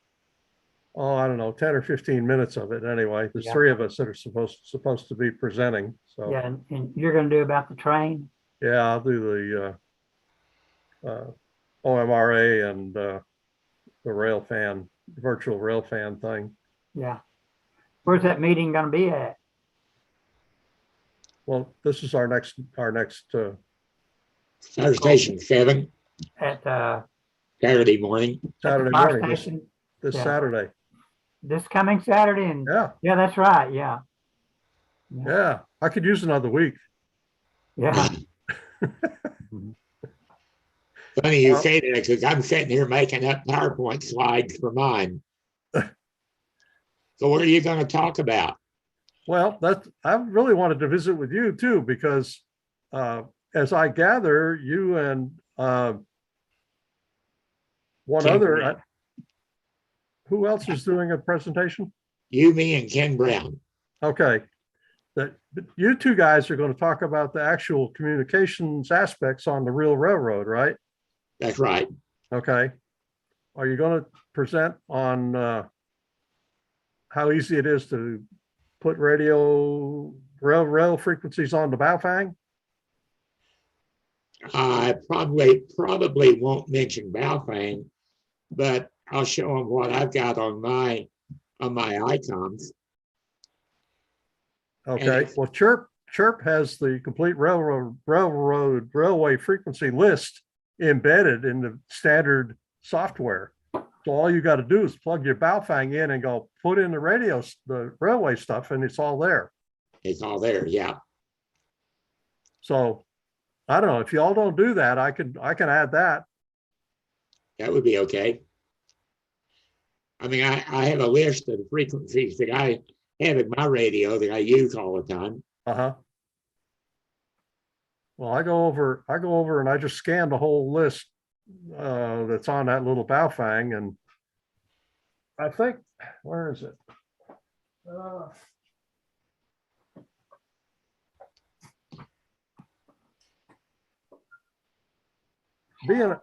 BNSF, are they on 160.560? Is that one of your frequencies? The road frequency here in Norman is that, yes. Because that's the one that I pick up traffic on. 99% of the railway communication in this area will be on that. Yeah, okay. But if you open up Chirp and open up the factory stuff, it comes up with a whole list of railway frequencies that can be pushed into your Baofeng, and presumably you could export and then re-import that. I don't know, but you can. Of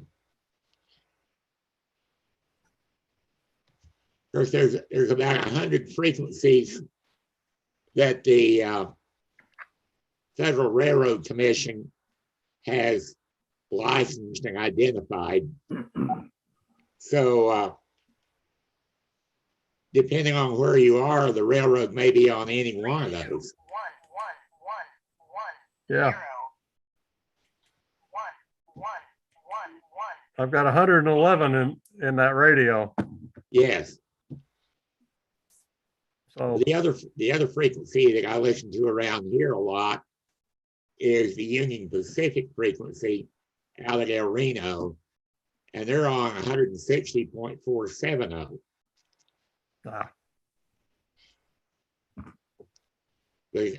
All those other frequencies are for the yard managers and security police and all that, and you don't hear much traffic on those channels at all. Yeah, 99% of what I hear is on 160.56. we have a small yard just south of our position, Nowers yard, but it's not a direct controlled yard. There's no tower. It's all remote. Around here, the trains roll in the Nowers, And then there's the Flynn yard that's up on Right. Northeast 23rd Street. And the old yard, Burnett Yard, is right downtown Oklahoma City. And on the north end of that Nowers yard is the turnout that goes to what used to be the GM yard. They've still got track out there, but there's nothing really out there. Yeah. Yep. Well, we used to be, actually, the one on 23rd Street, I think, is an hour's yard, isn't it? That was Nowers. Yeah, we used to be, our clubhouse used to be literally 200 yards from that. Oh, wow. So we could listen to them banging Yeah. cars at night. Banging those cars together, putting the cars together and cutting them loose. Yeah. Oh, whoop, that one might have dropped a coupler. Yeah. Yeah, I said that wrong. Nowers is up north and Flynn is south. Yeah, Flynn's over by the Crossroads, not far from Crossroads Mall. On 89th Street. Yeah. Yeah. But yeah, anyway, well, I get a little bit of traffic on the 5, whatever I said, that 520, is that it? It's my channel 30, but Oh, 160.56. 560, not 520. Okay. Right. Okay, guys, I'm gonna have to get out of here. Okay, we'll see you See you next week. time. I don't know if I'm gonna make it down to the firehouse next week or not. We'll see. 7-3, y'all. 7-3. Y'all have a good evening. Take You care. too. Well, I'll do a little bit on some model railroading, a little bit of the protocols and stuff that we use in the remote control, and a little bit about the rail fan thing. I'll probably have about 15 minutes, I'm guessing, or 20. Somebody said that OU had a football game this weekend, and it's an early game, so people are going to be jonesing to get out of there. Yep. Well, I can keep it short. That's what I'll show them 3 or 4 slides, and we'll call it good. Because they still have to do elections after we get through. So this is elections month. Wow. Okay. Well, I can keep it fairly brief. I've got a few good slides that I think will be fun. There you go. So, Do you have information on the? Did you say you had information on the data communications they use? say that again.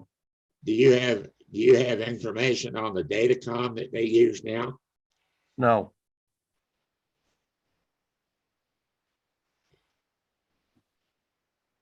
I have some of those frequencies, but it doesn't do us any good because it's just data going on the radio. Got some way to decode it. Now we get basically, if somebody doesn't have a scanner, all we get is we see the signal lights outside. Take a wild guess as to what's coming, which direction the train's coming, and then we watch them go by, and then we go inside and try to build the stuff. Oh, okay. But yeah. I'll have some photos of that, and maybe a short video clip, but I'm not sure about that. With all the other stuff going on, we can keep it short and sweet. Yeah, yeah. I think Ken is going to talk about railroad signaling. Good. Good.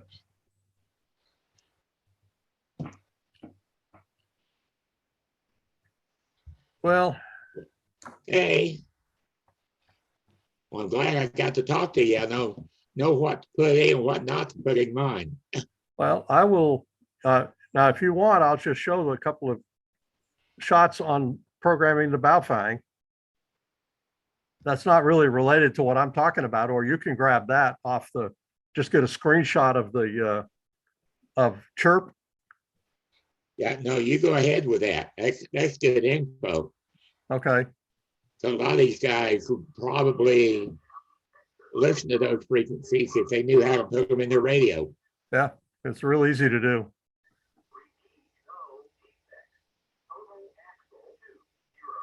Anyway, gosh, Saturday's gonna be here quicker than I can already see that. Yeah, no kidding. Yeah. Well, most of another year gone. Yeah, the year's just about gone now. And by the time Thanksgiving comes around, it's all over. I still have to do my shopping. Okay, I'll get out of here. Yeah, I think I'm gonna knock off as well. Have a good one. We'll see you on Saturday. Very good. Take care. Bye. Good night. Good night.